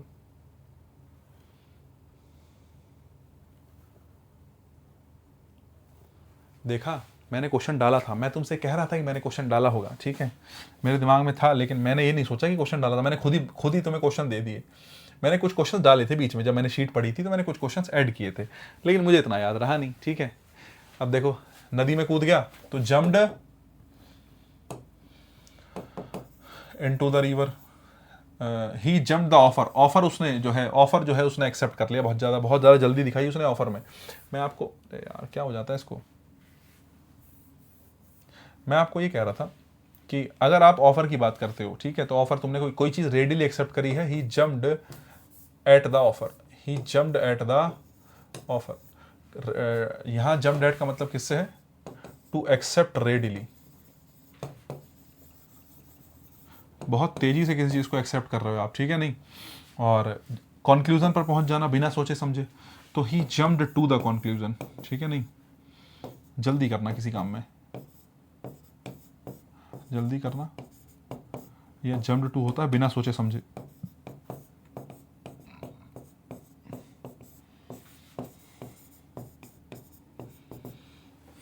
बिना सोचे समझे। अगर बात समझ में आ गई आगे चलते हैं, बात मैं कर चुका हूं, ठीक है। He is advise to learn the lesson word by word. क्या होता है, शब्द बाय शब्द होता है ना, एकदम शब्द, एकदम एक एक शब्द याद होना चाहिए, तो हम क्या कहते हैं, वर्ड बाय वर्ड। क्या कहते हैं हम, वर्ड बाय वर्ड। एक सेकेंड, वर्ड बाय वर्ड क्यों कह रहा हूं मैं, वर्ड फॉर वर्ड होता है ना, वर्ड फॉर वर्ड, बाय नहीं, वो मेरे दिमाग में वो आ गया था एसएससी वाला क्वेश्चन, वर्ड बाय वर्ड गलत आया था, फोर सही करना था, वर्ड फॉर वर्ड, ठीक है नहीं, एकदम शब्द से शब्द याद रखना है। नेक्स्ट देखो, लेट्स डिस्कस व्हाट। चलो साहब क्या करते हैं, बोले जी डिस्कस करते हैं। इसके लिए मेरे पास एक चीज़ है, तुम्हारे लिए होनी तो चाहिए। बहुत बढ़िया, आ जाओ जरा, फिलहाल तो वापस आओ। लेट्स डिस्कस, बोले जी डिस्कस करते हैं। मैं पूछूं क्या डिस्कस करते हैं, let's discuss what, the female education. तो डिस्कस जो है वो ट्रांजिटिव वर्ब है आपकी, ध्यान रखना। और ट्रांजिटिव वर्ब सीधे अपना क्या लेती है साहब, ऑब्जेक्ट लेती है। इस डिस्कस ट्रांजिटिव वर्ब का ऑब्जेक्ट क्या हो गया, फीमेल एजुकेशन। यहां पर किसी प्रपोजिशन की आवश्यकता है ही नहीं जनाब।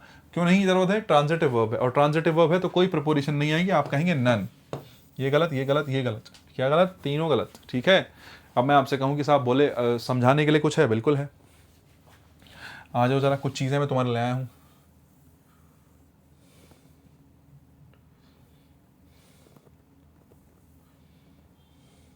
ठीक है, इससे छोटा तो नहीं, इससे बड़ा तो नहीं कर सकते, क्योंकि वो फिर आएगा ही नहीं मुझे लगता है बोर्ड पे। मतलब वो नीचे निकल जाएगा ना। हाँ जी, जरा एक बार देखना, मैं तुमसे पूछूं ये सारे के सारे सही हैं गलत हैं, एक बार तुम खुद सोच के बताओ।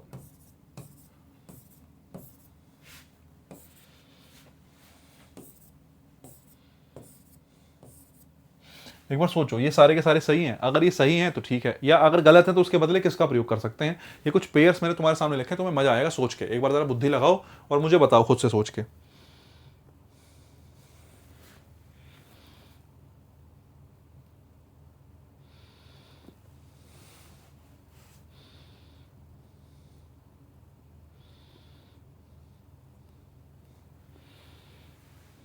देखो भाई, अगर तुम सोच पा रहे हो, ठीक है नहीं, तो डिस्कस के साथ अबाउट का प्रयोग गलत होता है। डिस्कस के साथ क्या होता है, अबाउट का प्रयोग गलत होता है। डिस्कस अबाउट होता है टॉक अबाउट, डिस्कस अबाउट नहीं होता, क्या होता है टॉक अबाउट। अगर कहीं टॉक अबाउट लिखा है, we have to talk about this, we have to discuss this, दोनों बातें सेम ही है। तो मैं तुमसे कहूँ डिस्कस अबाउट होगा, टॉक अबाउट होगा, टॉक अबाउट हो सकता है, ठीक है। टेल, मैं आपसे कहूँ एक्सप्लेन अबाउट या डिस्क्राइब अबाउट, गलत। क्या होता है साहब, एक्सप्लेन अबाउट और डिस्क्राइब अबाउट दोनों होते हैं टेल, ठीक है नहीं। मैं तुमसे कहूँ कि भाई दोनों के साथ अबाउट का प्रयोग सही है, देखो एक्सप्लेन है और डिस्क्राइब है, दोनों ट्रांजिटिव वर्ब है। एक्सप्लेन और डिस्क्राइब दोनों कैसी वर्ब है, ट्रांजिटिव वर्ब है, दोनों के साथ अबाउट का प्रयोग जो है गलत होगा।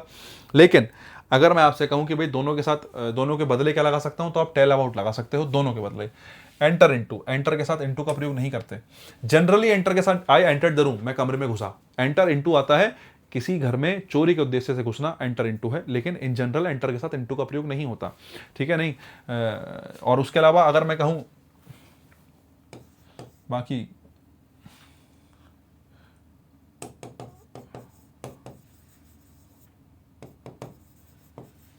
है ना, किसी किसी किसी घर में घुसना, किसी किसी जगह पे घुसना, आप घुस रहे हो तो एंटर के साथ इनटू नहीं आएगा, आई एंटर्ड द रूम, मैं कमरे में घुसा। बाकी अगर आप गो कहना चाह रहे हो, कम कहना चाह रहे हो, तो किसी एक जगह से दूसरी जगह जा रहे हो, बाहर से अंदर जा रहे हो, तो आप उसकी उस सिचुएशन में इनटू लगा सकते हो। गो इनटू कम इनटू होता है, लेकिन एंटर इनटू नहीं होता, ठीक है नहीं। इन्वेस्टिगेट के साथ इनटू का प्रयोग नहीं होता, है ना। अभी बता क्या इन्वेस्टिगेट वाला सेंटेंस, इन्वेस्टिगेट की जगह क्या था, you have to look into, look into मतलब इन्वेस्टिगेट करना। अरे अभी तो बताई थी लुक वाली फ्रेजल वर्ब, अभी बताई थी नहीं बताई थी, लुक वाली फ्रेजल वर्ब अभी बताई थी, लुक इनटू होता है इन्वेस्टिगेट करना। लुक इनटू क्या होता है साहब, इन्वेस्टिगेट करना, अगर बात समझ में आई हो तो। अगर मैं आपसे कहूँ अवेट फॉर, अवेट एक ऐसा शब्द है जो अपने साथ फोर नहीं लेता, अवेट फोर के बदले आता है वेट फॉर। अगर तुम कहीं वेट लिख रहे हो, है ना, you have to wait for your turn, तुम्हें अपने नंबर का इंतजार करना पड़ेगा, तो वेट फॉर है। अवेट के साथ फॉर नहीं आता, मीनिंग दोनों का सेम ही है, ठीक है। फ्ली अवे होता है भाग जाना, लेकिन फ्ली के साथ अवे नहीं आता, फ्ली होता है भाग जाना, अवे नहीं लगाएंगे। अगर भाग जाना कहना ही है, अवे लगाना ही है तुम्हें, बोले मैं तो अवे लगाए बिना मानूंगा ही नहीं, तो आप कहेंगे रन अवे।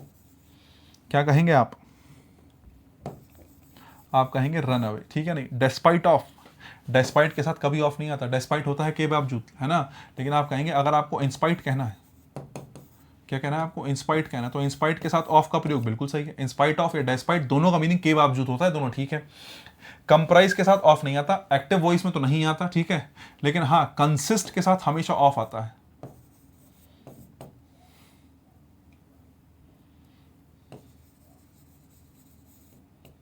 कंसिस्ट के साथ हमेशा क्या आता है, ऑफ आता है, ध्यान रखना। टोल्ड के साथ कभी टू नहीं आता, लेकिन हाँ अगर टोल्ड को सेड लिखो तो सेड के साथ हम किसका यूज करते हैं, टू का यूज कर सकते हैं, सेड टू, ठीक है नहीं। अगर मैं कहूँ डिमांड फॉर, तुम किसी इसकी डिमांड कर रहे हो, अगर तुम किसी की क्या कर रहे हो, डिमांड कर रहे हो, तो डिमांड के साथ किसका यूज नहीं करेंगे, डिमांड के साथ फॉर का यूज नहीं करेंगे, डिमांड फॉर के बदले किसका यूज करेंगे, आस्क फॉर। डिमांड फॉर के बदले किसका यूज करेंगे, आस्क फॉर का यूज करेंगे, किसका यूज करेंगे, आस्क फॉर, ठीक है। नेक्स्ट देखो, रीच के साथ एट नहीं आता साहब, आई रीच द स्टेशन, लेकिन हाँ रीच को अराइव लिख रहे हो, तो अराइव के साथ किसका यूज करते हैं, एट का यूज करते हैं। ये कुछ जो है कॉमन पेयर्स हैं जो हम जनरली गलत तरीके से देखते हैं, गलत तरीके से चुनते हैं, गलत तरीके से लिखते हैं। बहुत ज़्यादा काम की चीज़ है, ध्यान रखने वाली चीज़ है। सारे मैंने एक साथ बता दिए, कॉपी में लिख लेना, काम आएंगे, ठीक है, पेपर में कहीं ना कहीं पूछेगा। नेक्स्ट देखिएगा, she can write a book, वो जो है किताब लिख सकती है, किस बात पर, ग्रामर पर। तो मैं आपसे पूछूं ग्रामर पर, तो ग्रामर के लिए किसका यूज कर सकते हैं, ऑन का। देखो एक चीज ध्यान रखना, किसी भी सब्जेक्ट की बात चल रही है, किसी भी किसकी बात चल रही है, अगर सब्जेक्ट की बात चल रही है, कोई सब्जेक्ट आ गया है, किसी टॉपिक की बात चल रही है, टॉपिक के लिए किसका यूज कर सकते हो, ऑन का। उसके अलावा अगर मैं आपसे कहूँ डेज की बात चल रही है ना, मंडे ट्यूसडे वेडनेसडे, ठीक है। डेट्स की बात चल रही है, किसी तारीख की बात चल रही है, तो ये हो जाएगा। इलेक्ट्रॉनिक मीडिया की बात चल रही है, ठीक है, इलेक्ट्रॉनिक मीडिया, इलेक्ट्रॉनिक मीडिया के लिए भी किसका यूज़ करते हैं साहब? ऑन का यूज़ करते हैं। ये ध्यान रखने की बात है। अगर मैं आपसे कहूँ जैसे सब्जेक्ट हो गया, ग्रामर के ऊपर लिख सकती है साहब, कोई भी टॉपिक बताना है, डेज के बाद Sunday, on Monday, on Tuesday, ठीक है, डेट्स के बाद ऑन 17th, ऑन 18th, ठीक है। इलेक्ट्रॉनिक मीडिया, जैसे मैं कहता हूँ इलेक्ट्रॉनिक मीडिया, देखो दो प्रकार के मीडिया होते हैं, एक प्रिंट मीडिया, एक इलेक्ट्रॉनिक मीडिया। मीडिया कितने प्रकार के होते हैं? 2 प्रकार के। एक होता है इलेक्ट्रॉनिक मीडिया, एक होता है प्रिंट मीडिया। और फिर वही बात है, इलेक्ट्रॉनिक मीडिया कौन सा है? तुम मुझे देख रहे हो थ्रू इलेक्ट्रॉनिक मीडिया, है ना, हम इंटरनेट के थ्रू जुड़े हुए हैं, पेपर वगैरह के थ्रू नहीं जुड़े हुए हैं। न्यूज़पेपर वगैरह क्या होता है? प्रिंट मीडिया होते हैं। मैगजीन्स हो गए, न्यूज़पेपर हो गया, बुक्स हो गए, वो प्रिंट मीडिया है। तो प्रिंट मीडिया के लिए इनका यूज़ करते हैं, और इलेक्ट्रॉनिक मीडिया के लिए किसका यूज़ करते हैं साहब? ऑन का। दोनों ही बातें ठीक हैं, लेकिन मैंने यहाँ पे इलेक्ट्रॉनिक मीडिया की बात करी, मैंने किसकी बात कर ली साहब? ऑन की बात कर ली, ध्यान रखना। एक हो गई ये बात। दूसरी एक बात और है साहब, अगर मैं आपसे कहूँ डिपेंड, स्पेंड, ठीक है, काउंट, रिलाय, और आप कह सकते हैं इंसिस्ट, इंसिस्ट ऑन होता है, और आप कह सकते हैं कॉन्ग्रेचुलेट, ठीक है, और आप कह सकते हैं कॉम्प्लीमेंट। इन सभी के साथ किसका यूज़ करते हैं साहब? ये कुछ वर्ब हैं काम के, जिनके साथ किसका यूज़ करते हैं? ऑन का। बाकी मैंने सारा बता दिया है, ऑन काम का जितना हो सकता है ऑन से रिलेटेड छोटी मोटी बातें मैंने डिस्कस कर ली। आंसर बनेगा पहला, ठीक है। नेक्स्ट देखो, it is hardly 10 years, it is hardly 10 years की, मुश्किल से 10 साल हुए हैं, द रिफॉर्म वॉज जो है इंट्रोड्यूस। अब एक चीज़ है कि मुश्किल से जो है 10 साल हुए हैं जब से रिफॉर्म इंट्रोड्यूस हुआ है। एक चीज़ ध्यान रखना, अगर आपने सिंस और फॉर मेरे से पढ़ा है तो मैंने आपको बताया होगा, बाद में अगर कोई सेंटेंस दिया हुआ है और उस सेंटेंस में वर्ब की सेकंड फॉर्म दी है, is am are was were first form होती है, sorry is am are first form होती है, वाज वर सेकंड फॉर्म होती है। तो अगर आपको कोई टाइम दिया हुआ है और टाइम के रूप में आपको कोई सेंटेंस दिया हुआ है, कोई टाइम के रूप में क्या दिया हुआ है? सेंटेंस, और उस सेंटेंस में वर्ब की कौन सी फॉर्म है? सेकंड फॉर्म है, और आपसे कहा गया है कि टाइम से रिलेटेड कोई जो है कंजक्शन रख दो, तो हमेशा ध्यान रखना किसका यूज करते हैं साहब? सेंस का। किसका यूज करते हैं? सेंस का। क्या कोई सेंटेंस लिखा है बाद में और सेंटेंस में वर्ब की कौन सी फॉर्म आई है? सेकंड फॉर्म आई है, और वो सेंटेंस आपको जो शब्द भरने हैं वो टाइम के रिलेटेड भरने हैं। इट इज हार्डली 10 ईयर्स, मुश्किल से 10 साल हुए हैं जब से ये रिफॉर्म इंट्रोड्यूस किया गया। रिफॉर्म इंट्रोड्यूस किसी खास स्पेशल टाइम पे किया गया होगा, कोई स्पेशल टाइम होगा जब रिफॉर्म इंट्रोड्यूस किया गया होगा। अगर कोई खास स्पेशल टाइम होगा जब रिफॉर्म इंट्रोड्यूस किया गया होगा तो फिर वही बात है, तो स्पेसिफिक पॉइंट, एक स्पेसिफिक टाइम के लिए, एक खास टाइम के लिए हमेशा किसका यूज करते हैं साहब? सेंस का यूज करते हैं, क्योंकि आपको ये भी पता होना चाहिए सेंस जो है वो किसको दिखाता है? पॉइंट को दिखाता है। सेंस किसको दिखाता है? पॉइंट को। हालांकि सेंस से पहले इट इज नहीं आना चाहिए था, ये बात ठीक है, यहाँ तो समस्या है, लेकिन एक बात क्लियर है कि ये जो टाइम है वो पॉइंट है, और पॉइंट है तो पॉइंट को दिखाने के लिए किसका यूज करोगे? सेंस का। It is hardly 10 years since the reform was introduced. Next देखिएगा 40 number, tables are usually made wood. Tables जो है वो यूजुअली किसकी बनी होती हैं? मेड ऑफ या फिर मेड फ्रॉम, ठीक है, मेड ऑफ और मेड फ्रॉम, ठीक है। नहीं, अब फिर से वही बात है, मैंने आपको इससे पहली क्लास में ही बताया था कि 2 तरीके से चीज़ें हो सकती हैं, एक तो फिजिकल चेंज होता है, एक केमिकल चेंज होता है। कोई चीज़ बनाई गई है तो फिजिकल चेंज से या केमिकल चेंज से। अगर मैं ऑफ की बात करूं कि मेड के साथ ऑफ आया है, तो ऑफ जो है वो क्या दिखाने के लिए आया होगा? ऑफ दिखाने के लिए आया होगा फिजिकल चेंज, ठीक है। नहीं, ऑफ दिखाने के लिए क्या होगा? Physical change. मैं आपसे कहूँ ऑफ क्या दिखाने के लिए आया होगा? फिजिकल चेंज दिखाने के लिए आया होगा। और फ्रॉम दिखाने के लिए आता है क्या? Chemical change. फ्रॉम क्या दिखाने के लिए आता है? केमिकल चेंज, ठीक है। अगर तुम बात समझे तो भाई आपने कहा टेबल्स बनी है वो लकड़ी से, तो लकड़ी से बनी है तो लकड़ी से टेबल्स बना होना फिजिकल चेंज है। आंसर क्या लगाएंगे? ऑफ लगाएंगे। आंसर क्या लगाएंगे? ऑफ लगाएंगे। मुझे लगता है आज की क्लास काफ़ी हो गई है, 1 घंटा 40 मिनट हो गए मुझे लगता है ऑलमोस्ट, और आप लोगों को मज़ा आया होगा। आज के लिए इतना ही रखते हैं, बाकी काम कल करते हैं। लाइक कमेंट शेयर सब्सक्राइब कर दिया करो। अगर मैं इसकी बात करूं तो मुझे लगता है बहुत मुझे दूर जाना पड़ेगा, 180-82 नंबर तक जो है हमारी स्लाइड है। आपको क्या दिखाने के लिए? आपको एक चीज़ दिखाने के लिए। मैं एक बार दिखाई देता हूं, हालांकि क्योंकि फिर बाद में मेरे पास मैसेज आते हैं, टेक्स्ट आते हैं, बोले जी हमें तो पता ही नहीं क्या टेलीग्राम है, हमें तो पता नहीं क्या चीज़ क्या है। पूरी क्लास तुम देखते नहीं हो, ठीक है। ये जो है टेलीग्राम ज्वाइन करना है तो टेलीग्राम यहाँ से कर लो, इंस्टाग्राम ज्वाइन करना है यहाँ से कर लो, मुझसे मिलना है, मुझसे कॉन्टैक्ट करना है पेशेंस के साथ, खास करके थोड़ा बहुत अगर आपको चाहिए ऐसा कुछ मैं डिस्कस कर लूँ कुछ। निर्भय 2 अंडरस्कोर करके विश्नोई करके एक आईडी होगी, निर्भय विश्नोई नाम से, निर्भय तो अंडरस्कोर होंगे, विश्नोई होगा, वहाँ आप मुझसे मिल सकते हो। लर्न इंग्लिश विद निर्भय पे मिल सकते हो। दोनों इंस्टाग्राम आईडी हैं मेरी ही, और ये अपना पेज है, एक मेरी पर्सनल आईडी भी है। आप टेलीग्राम पे जो है पीडीएफ्स के लिए ज्वाइन हो सकते हो, टेलीग्राम पे पीडीएफ्स ही आपको मिलेंगी, ठीक है। बस इतना ही है आज के लिए, इतना ही है, और मिलते हैं ब्रेक के बाद। आज के लिए बस इतना ही, टाटा बाय बाय, ठीक है, मिलते हैं ब्रेक के बाद।